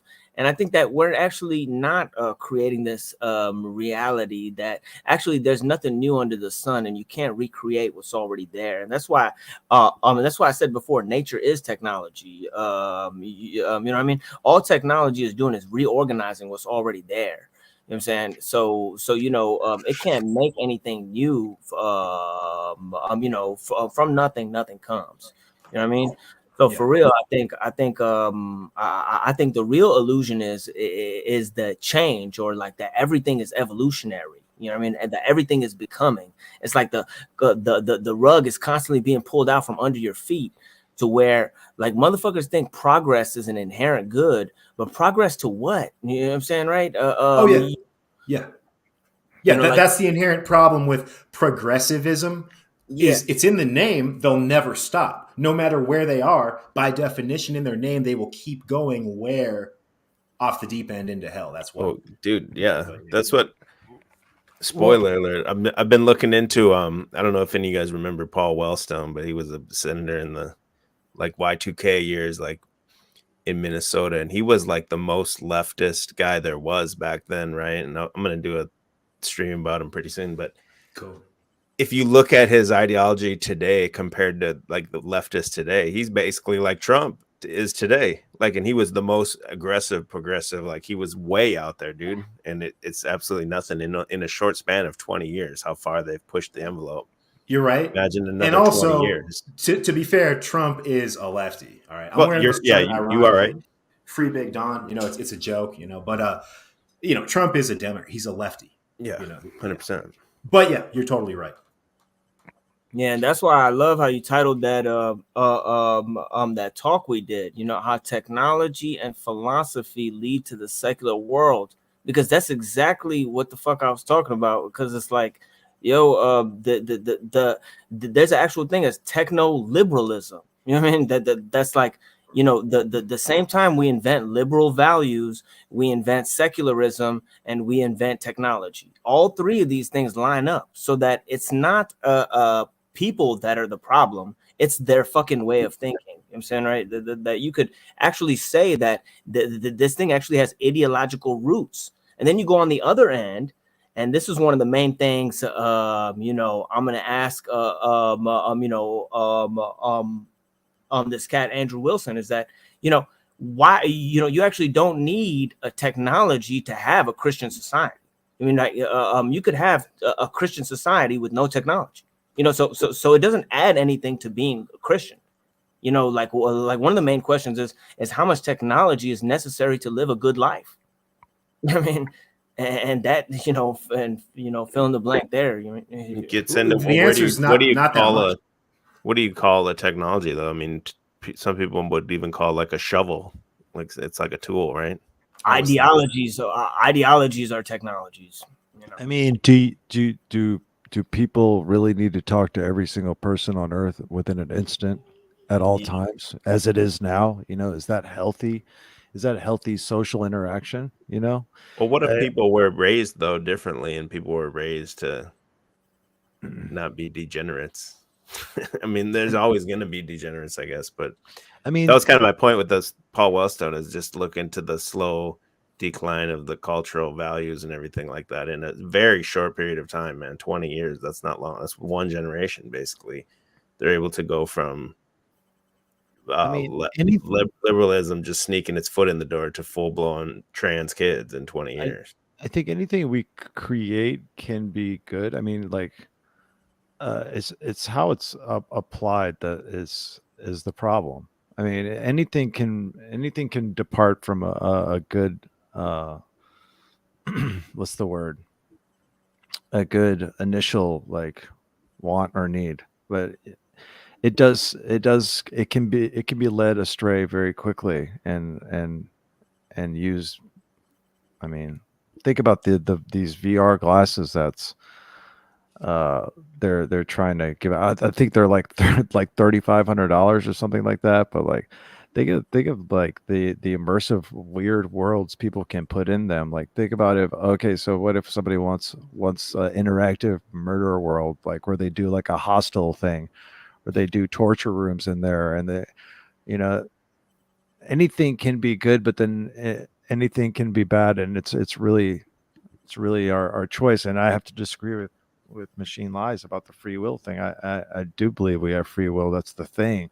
We have choices in here, and the things that we like money, for example. Money's not inherently a bad thing. It's what we do with it. It's our choice of what we do with it that makes it bad. So technology, you know, whether it be a shovel or VR glasses, I think that our choices determine where it goes from there, or whether could or not you say the same thing with ideas?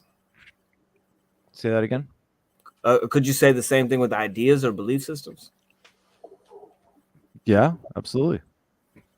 Well, look at the certain types of ideas or belief systems that impart like nihilism or, you know, cause you to think that everything's changed, that there's no inherent truth in the world, that, you know, everything's on the evolutionary spectrum, that there's no 100% to anything, that there's no such thing as truth itself. I mean, those ideologies are inherently evil. And when they're used as a technology in order to alter people's perception of reality, then it's very hard for them to then use tools and means that they employ towards good ends.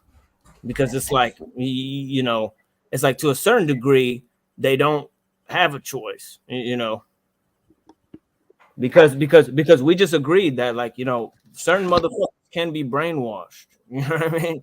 Like, so once you're motherfucking brainwashed, it's like, you don't have a fucking choice. I mean, that's what brainwashing means. Right? Yeah. So on the free will thing, I think that we do have free will. However, we also have a certain calling.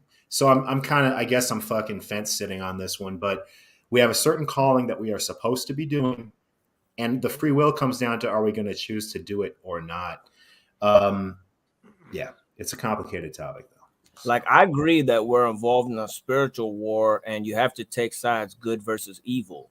But I think ultimately the choice has already been made for us. You know, I think that certain people are chosen to fight that battle. And there's certain people that no matter what you do, you know what I'm saying, right? There's vessels chosen for God's glory and there's vessels chosen for God's destruction. You know what I'm saying? So if you eliminate free will, though, Machine Lies, what you're essentially saying is God is creating this sort of stage, or creating the show, and we're just his little machine army toys that he's just playing with, and we're just sort of, I don't know, just without any control, just going along with it.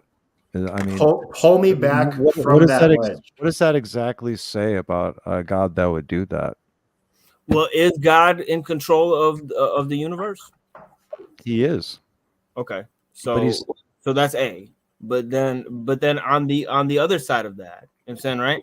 If God were to use us in that way to test us to see if there was if we would choose sides in this battle, but ultimately that you know, what our individual choices and decisions are along the way, they don't actually matter, because it seemed like they matter to you, don't they?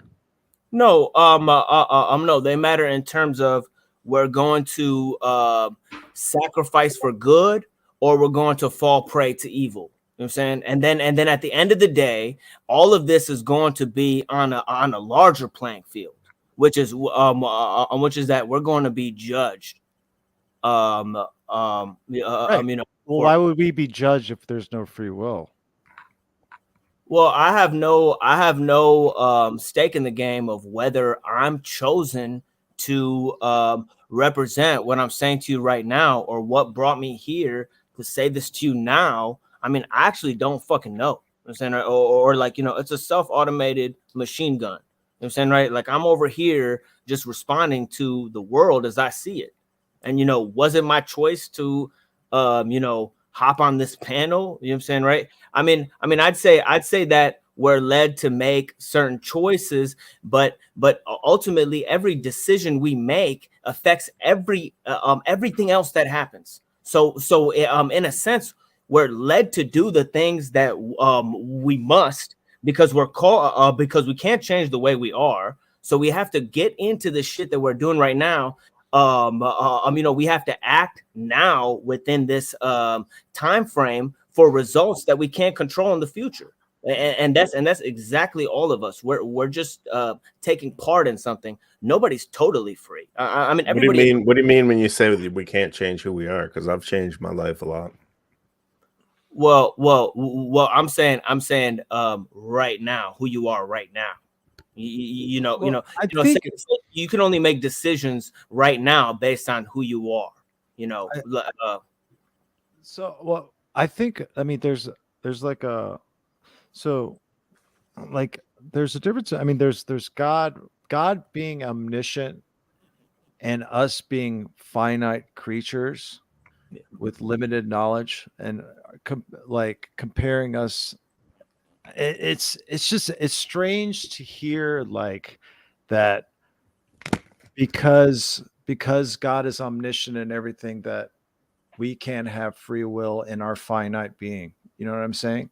Do you understand what I'm saying? Well, I think ultimately, if you're going, That doesn't make sense to me. But go ahead. If you're going to have a religious perspective, then you have to go with at least compatibilism, which is a form of like kind of like compatibilism to like soft determinism, where it's like, yes, God is in control of everything, but we decide what we're going to do, meaning that God doesn't control evil in the world, that God is not responsible for evil, but he's in control of the universe. How can love be possible if free will doesn't exist? How can I love God if free will doesn't exist? Well, free will. We're talking about we're talking about actions. We're not talking about love. You can love somebody. No. I'm talking about like if you do some shit, like here's what I'm talking about. I'm talking about if you do shit, will other shit happen? Fucking cause and effect. You know what I'm saying? You know what I'm saying? Like that. Like that's not fucking argument. That's not up for debate. You know, in my opinion. You know what I'm saying, right? Now, once we agree that happens, you know what I'm saying, right? And even the scientists can say, like, look, fucking atoms smash against each other and then this shit happens. So even they'll say, like, look, like you can lift up your hand if you want to, and the neurons will send information to your hand and make you lift up your fucking hand. But does that fucking mean that, you know, you're in charge of your own destiny? You know what I'm saying, right? Well, why do we have a term destiny, or faith, you know what I'm saying? I mean, it's the shit is about motherfucking time. You know what I'm saying? I mean, I could argue this shit, but you know, I mean, it's a complex question for real. Right?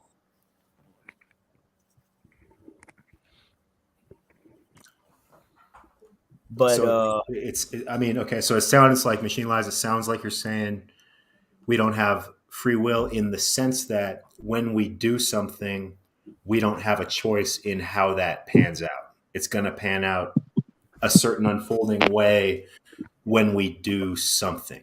But don't we have the choice to do that thing? I don't know. It's pretty fucking confusing. Well, I think here, give me 1 second, guys. Yeah, I hear you, kiddo. Yep. But yeah. The thing is that yeah. Sorry, my wife said she's going to sleep. You good. You said it to me like 10 times. Go to sleep. I'm like talking about free will. Yeah, that's hilarious. Yeah, I feel you. I feel that here. Yeah, but okay, so say you're so see, I don't believe there's any such thing as pull. Say so see, everything starts with a motherfucking push. So see, I'm pushed into this moment right here. Right? Sure. There's certain shit that led me into this moment. Now I decide what the fuck I'm gonna do from here. That means I'm gonna say some shit, or I'm gonna yell some shit, or I'm gonna fucking stand up, or go take a piss, or or walk down the street, right? But what comes of that action of what I do? So I decide. So I'm led to where I am now to do something. So I'm forced to do something, or I cannot do anything. Even my non-action is action. You know what I'm saying, right? But then what happens of what I do? I don't control what happens based off of what I do. That means I don't control what the outcomes of my actions. I'm in charge of my actions, not the fruit of my actions. You know what I mean? Yeah. Makes sense. I think I understand what you're saying. Shit. There's a very narrow window in there that God's gonna fucking judge us for. Yeah, but like do we control everything else? Right. So I'm pretty sure I understand what you're saying, and I'm pretty sure I agree, which is that God judges our heart, not the results. That's why it's not Christian, and I'm assuming it's not Muslim to say that the ends justify the means, or by any means necessary. Because we know as whatever you want to call us, as Abrahamic religious type people, that do you guys acknowledge Abraham, right? Muslims, do you? Abraham? Yeah. Yep. Yeah. So, I think we all agree that God judges our heart, which is similar to our intentions, not what actually happened. So I'm pretty sure I understand what you're saying. And that brings us back to the fucking square one of what the fuck this discussion started on, was that look, the technology is means to end. Everything in technology. See, technology is inherently utilitarian. So technology is about usefulness. You know what I'm saying, right? So you use tools. That's inherently utilitarian. Now, see what we're talking about is a means to end. You know what I'm saying? So is that can you encode morality into that system? Because God doesn't judge means to end fucking shit. You know what I'm saying, right? He judges our hearts, like we said. Yes. So that brings us back. So technology falls outside the jurisdiction of our ethical boundaries, in a sense, because it's so inherently fucking utilitarian. You know what I'm saying? You know, there's some shit there. Yeah. I think a couple of us have said now that the technology itself is not good or bad. That's definitely the case. That's for sure. Well, I would say it's inherently evil, and you know what I mean. But that's just. but then, where do you draw the line? Do you draw the line at plowing a field? Is a plow too high tech? Like, where do you draw the line at technology? I draw the line at there's no use of technology that's independent of the whole use of the technological system. In other words, the technological system today is one big fucking ensemble of means and ends. You know, so like all parts of technology today are interconnected within a global system. This already happened. You know, so if you want to use a plow, you know where the fuck are you gonna get a plow from except for a whole motherfucking compartment, a shipment of fucking things that gives I hear you. You know what I'm saying? Like, you know, you're not gonna make yourself a fucking plow. You know I could buy one. Well, what if I buy one from the neighbor used and nobody ever documented that happened? What if? Does that change your outlook on it? I'm just curious. Well, your neighbor, the plow, all that shit, the land. Well, that sounds to me like that's just a social, normal barter interaction, right? I mean, I'm not exactly playing devil's advocate. I'm just trying to understand where your lines are at. Yeah, it's just. Real quick. Can I just ask real quick? Drew, are you going to be doing this for a while? Yeah, 30 more minutes, and then EBT goes live, and I'll dump everyone over there. Okay, all right. I just had to move my car. I'm going to go back to the kitchen.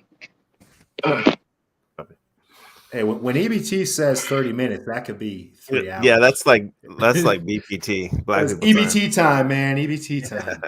But yeah. What about the line in the sand? To me, for this technology, seems to be like the semiconductor or something. There seems to be some weird shit happening when you get the microchips in there. Oh yeah, you're talking. I know what the fuck exactly you're talking about. Yeah, EBT. It looks like it's a bunch of damn the mic again. Watch. Yo, is the fifth Buddha in the chat? Yo, blast from the past. What up, buddy? Where's the fifth Buddha? You see him? I don't see him. He's in the chat, man. Shout out to fifth Buddha. Yeah, fifth Buddha. What up, dude? Long time, man.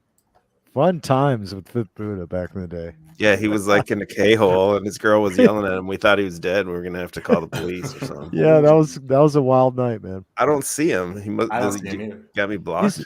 He's in there. I don't see him at all. I'm looking in the StreamYard comments. Nothing gets blocked there. All right, man. Well, I'll believe you. Shout out to. Oh, I see him now. Fifth Buddha. Shout out. So where do we draw the line though at the tech? Well, I like Fifth Buddha's line as with the electricity. You know what I mean? I see it. I see it now. Yep. Okay, but the electric eel zaps. He tasers motherfuckers, right? Why can't we? Why not?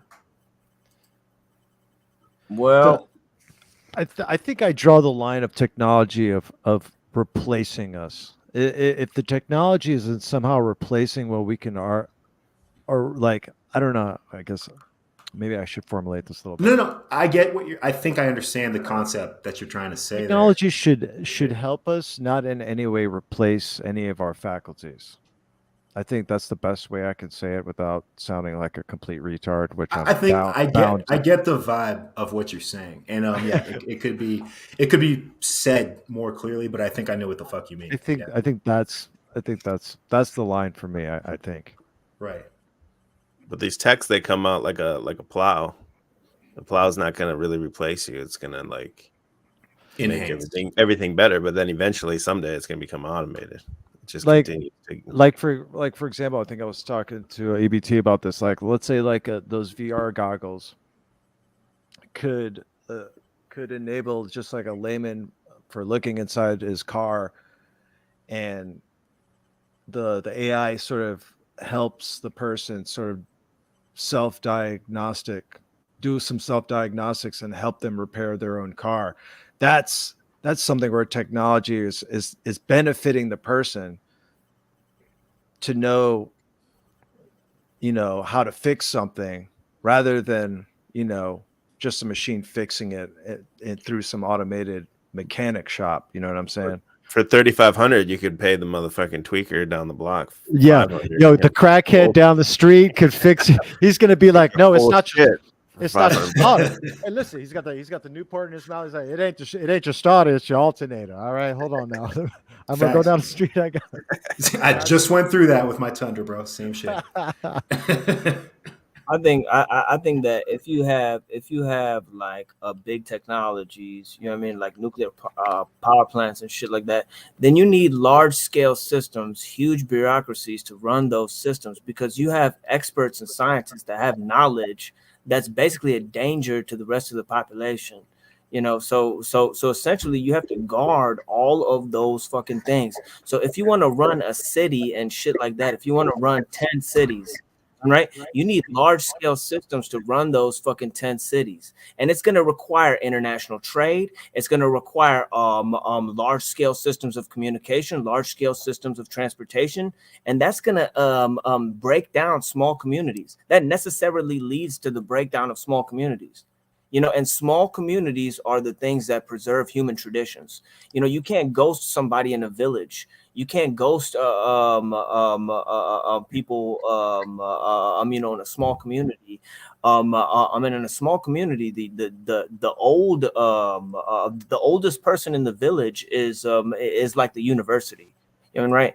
In a large scale system, you have to send kids to learn shit so that they can go get a job at a public school, so that they can be work in the system, have the tools necessary, be up to date with all the new knowledge, and they have to update this motherfucking knowledge all the time. So it's going to be the state that controls your education in a large scale system. So all of these things are to me, they're just inherent to the fucking technology. Right? It's not anything we can do once you have a big city to stop it from using international trade. And there's nothing you can do once you have international trade, bringing in products from all sorts of things like they do at all the port cities around the world, because they're huge fucking cities. They need all these products from all around the world to run this shit. And then you bring in foreign cultural influences. There's nothing you can do about it. There's nothing you can do about it. You understand? You have to bring in the foreign cultural influences. So it's a choice, and it's not a fucking choice once you have such a large scale system that influences individual decisions on such a small level as it does in a city, Isn't Shanghai the number one port in the entire world, right? Is it Shanghai? And they don't have outside cultural influences coming in there, and they're twice the size port of Los Angeles. Well, it all goes to what you want to say, because they transformed their culture from a Confucian culture to a communist culture in order to make that system possible in the first place. So they had to to do this neo-Confucianism, and all of the Chinese cultural traditions were destroyed so they can make this central system in place. Because as we already discussed, one of the central themes in communism is the workers have to take over the means of production. So it presupposes large industry. You have to have large industry in a communist system to get all the supplies to everybody. You know what I'm saying, right? So a communist system can't actually work without large scale technologies. Large scale technologies impart socialism on the population, because you need socialism to run the system. Once you have large scale technologies in place, you have to have regulation. And to just nitpick a little bit, communism, when they say the workers get the means of production, that's just a slogan. It doesn't actually happen. The worker never actually benefits or owns the means of production. And look at what they have going on in China, where they have the highest rates of female infanticide. They actually have to ship in women from other fucking countries, make Korean bitches look Chinese so that motherfuckers will marry them, because of the one-child policy. Because once you have a one-child policy, people are gonna have abortions so that they end up with that male baby. You know what I mean? And then you end up in a society where it's just a sausage fest. And nobody, it's crazy. Blurred out sausage fest over in China. So that'll fuck up your culture when you have to import Korean women in just to get married. And they bring in their own cultural values. I'm kind of. That bowl the Empire State Building or an obelisk? It's a twin tower. Damn. No, it's not. That's a Muslim smoking out of the Twin Towers. That's the damn Empire State. That's not a Twin Tower, buddy. Yeah, it's Empire State. Yeah, that's a truth job. That's how it went down, man. Yeah. That. No planes, just plasma fire, bro. Damn, dog. Somebody better do a breakdown on that. Yo. Oh man. How come Jeff Snyder hasn't done the old plasma fire 9/11 video? I mean, it's too hot for YouTube. It's our boy, Cool Bahara. Oh, Cool Bahara, our BFF. This guy's our biggest fan. Acts like he's not. Oh, we love our fans. TBE wrecked. TBE believes in dinosaurs. Tell me I'm a Catholic. He said, "Dude, I said, "I'm not even a Catholic." He said, "Yes, you are." random strangers on the fucking internet know me better than I know myself. Oh man. Yeah, Bahara, you're welcome to click the link and come on up. Yeah, let's go. Quabara. Who is that? Damn, you have Layla just outed me. Whoa, your wife just outed you, dog. Damn, man. Embarrassing. Fucking A. Woman. Man, I can't believe it. You guys are schismatics like EBT. Man. Damn, man. So what we've been talking about, I think, goes with the workers seizing the means of production. That's also covered by, to tie it back into Theodore Kaczynski, is that is what he talks about a lot too, is that there will be no revolution that's not like hijacked by the system itself to bring in whatever next iteration of society they want. Yeah, and he really blamed leftists for this, because he said when leftists criticize the system, they actually give it tips to reform the system. So really what they really want is reform. They don't want to change the system at all. So he said that this is actually called the system's neatest trick. He's got a work called The System's Neatest Trick, where he actually explains how these leftist groups are co-opted, especially the ones that promote Black rights and environmentalism and these types of things, because their whole psychology is based on one of inferiority and of placating the system that's in place. So he also talked about that because they don't talk about the main objective factor, the objective factor of powers in the society, which are the technological means, that they're actually not addressing how the system actually controls people or how it affects human dignity.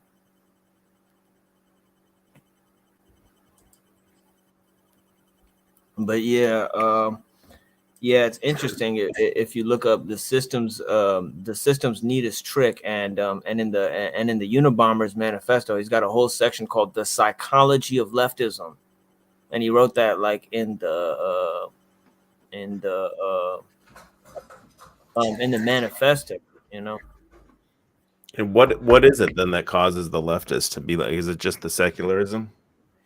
He said it's actually the technological system itself that they have they're involved in this thing called the power process, in which they seek to engage in these activities that are called surrogate activities.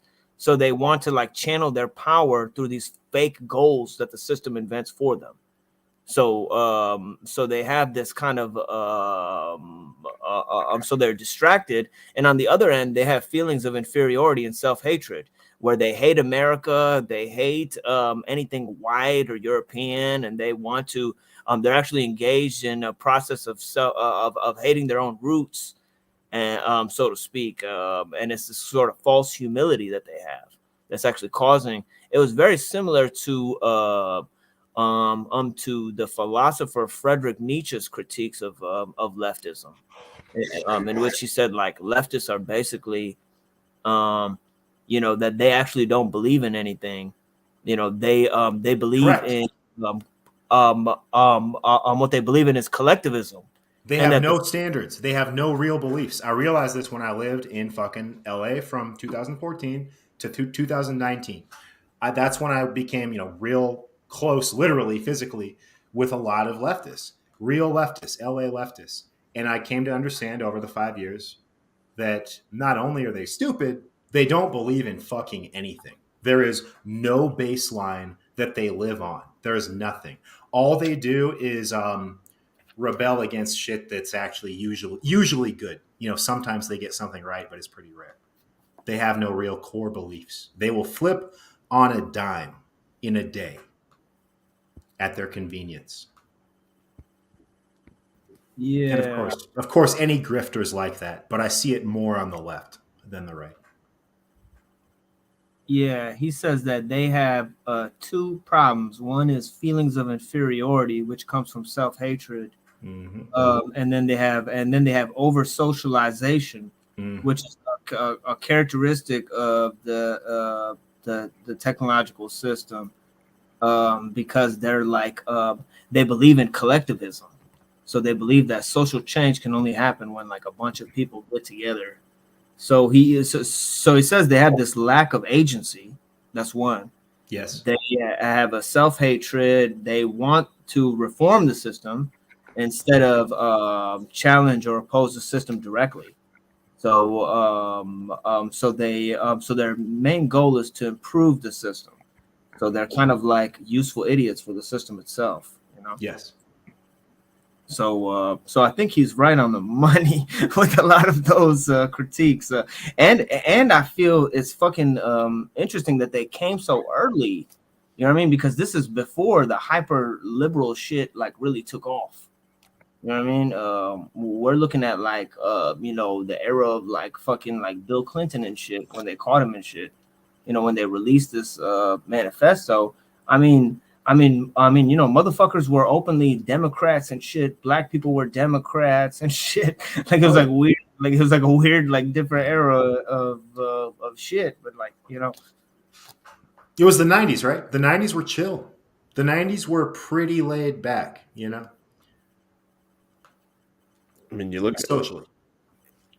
Since the 80s, I mean, the change has been incredible, and just look at the slow like descent of the culture, and it starts with what they introduced to the media, the gangster rap and everything in the 80s, and then the 90s became it was like grunge, and then they started pushing like mental health and not psychedelics, but like prescription medications for mental health and stuff like that. That's only like 30 years ago, and then you get into the Y2K, and that's when everything became like straight trashy. It was like Jerry Springer and like Girls Gone Wild and that type of shit. So it's already between 80 and 2000. There's been a pretty steep decline, and it all comes from, I think, the removal of God from school and society. The Jew. Like Yeah, exactly.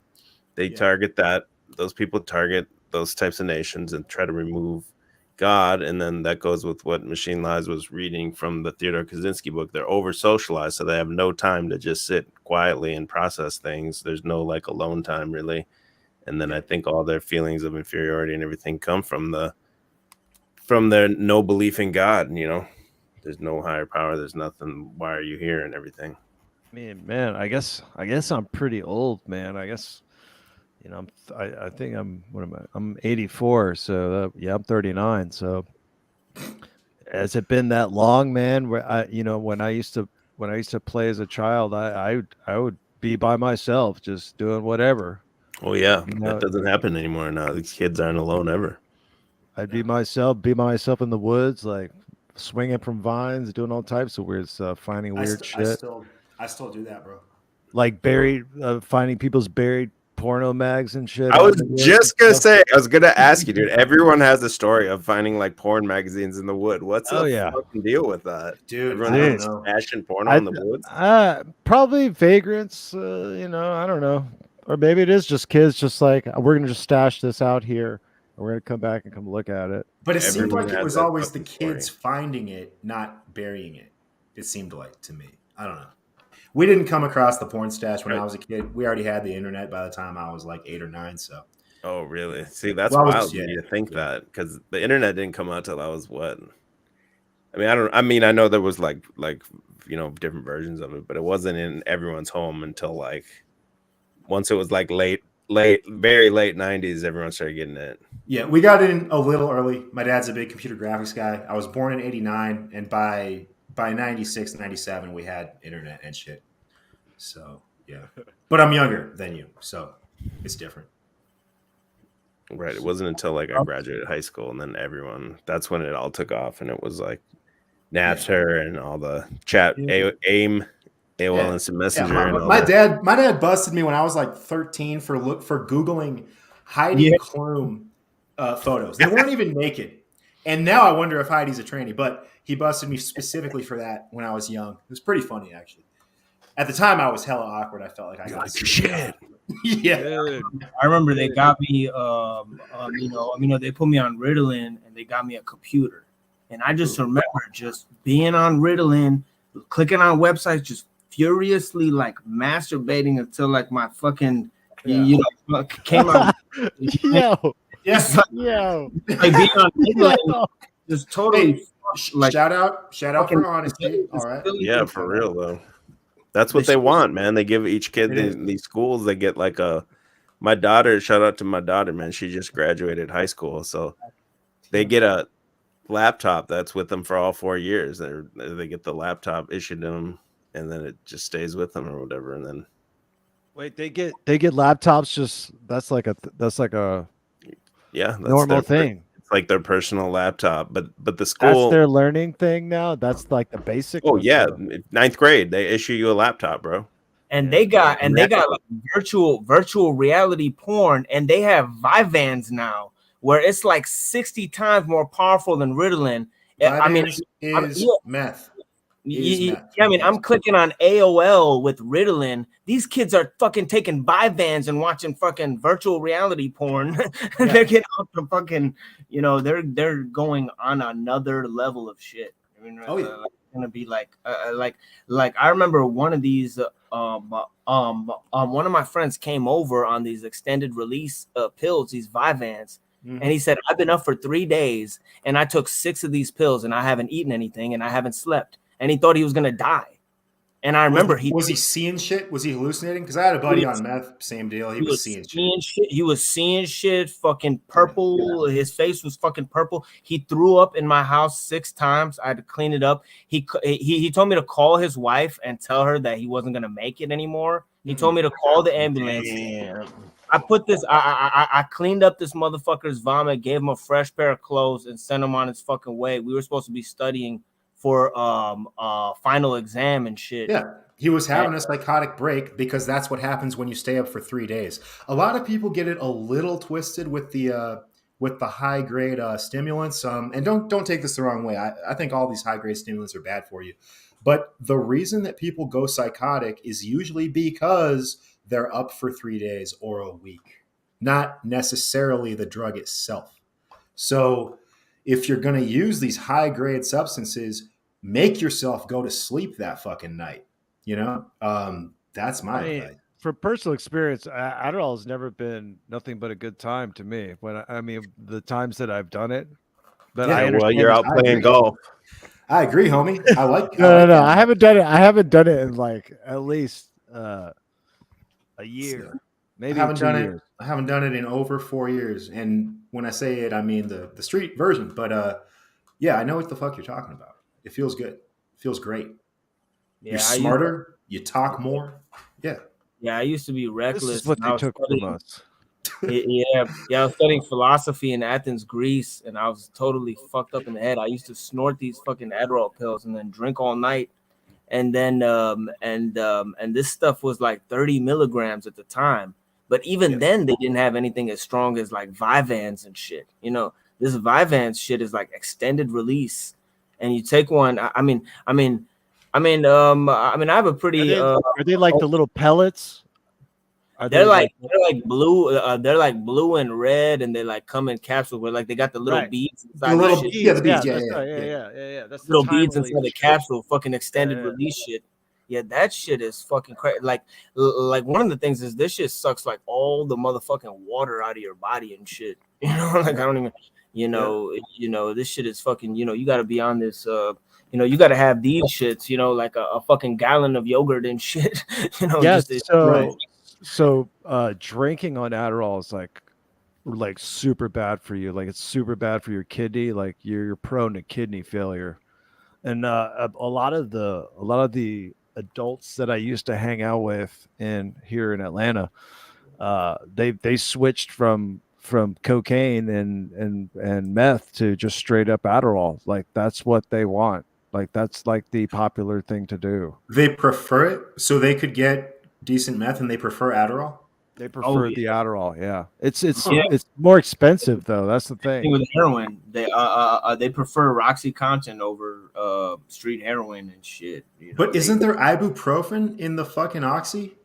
Because when I had my eyes fixed in February, and they gave me some fucking OxyContin, I think, or hydrocodone. They gave me hydrocodone for and I just had like a week's supply, and I don't care. The opiates don't addict me like that, but it has so much ibuprofen in it that it fucks with your stomach, gives you the shits. So Yeah. is the oxys like that, or maybe they're not? I don't know. all that shit is like that. You're shitting out parts of your own motherfucking liver when you take. So if you're a fucking junkie, wouldn't it's you nuking want your shit body. that doesn't have ibuprofen? Because that's not going to get you high. It just fucks with your shit. It just seems dumb to me. I don't get it. I just want to know is where's the Nazi methamphetamine chocolate at? where's the Nazi chocolate bars at? Oh man, what do they call that? Walker got him. Pervitin. Pervitin. That's what it was. Hell yeah. dog. Vyvan. That's what they did with it. Well, yeah, it is the same. It's Operation Paperclip or whatever. Is that the same one? Where the that is. Doctors, yes. Nazi doctors come to America and Walt The Disney. doctors and the rocket scientists, yeah, and the flying saucer scientists, yeah, that's paperclip, yeah. And then there's the other operation where all the rest of the Nazis went to South America. I'm thinking about following them down there, not because I'm a Nazi or anything, just because it seems like the move these days is to go to South America, reverse Uno, all these guys flooding our country. I'm just gonna move to El Salvador. All the white people are gonna go down there. Yeah, Just go- we're just just going go- to trade. We're just going to just trade go- countries. Just go join one of the guerrillas near the Dorian Gap. Yeah, I think you should be okay. Where's the Dorian Gap? Where's that at? It's like a super dangerous area in South America. It's sort of the bridge between Central America and South America. Sounds promising. So you're saying it's a war zone. This is where the warlord should be. It's not safe to go there. Let's just say that. Sounds lit. Yeah. Sounds lit. All right, let's go. Yeah, Dorian Gap. Look let's it up. go. It's wild. I'm gonna Google it so I don't forget. Did EBT start yet? I think he just dropped a link. Is he going? Well, shit. Yeah, let's go. I'm gonna when he starts, I'm gonna end it here. Everyone will be Is he shit going? over there. I'll go over there. Whoever Yeah, I'll go else. over there. Yeah, Let me see if he started yet or not. Well, I'll tell you, he's not going to start until you end. That's how he goes. Well, that's not how it works. He has to You start don't for think? me to dump everyone in there. Okay. Oh, right. Then when right. I end the stream, it'll just automatically. Oh yeah, he started. So we're gonna end it here. You guys can go over to the Enslaved by Truth channel. Thanks to everyone that was in here. except for Illumitami. Fuck you. I don't know which one God of us loves are you, going to be Illumitami. over there, but Repent. I see some of Repent. us over there on Enslaved by Truth's channel. Appreciate everyone's time here, and peace out. Yeah, man. Let's go.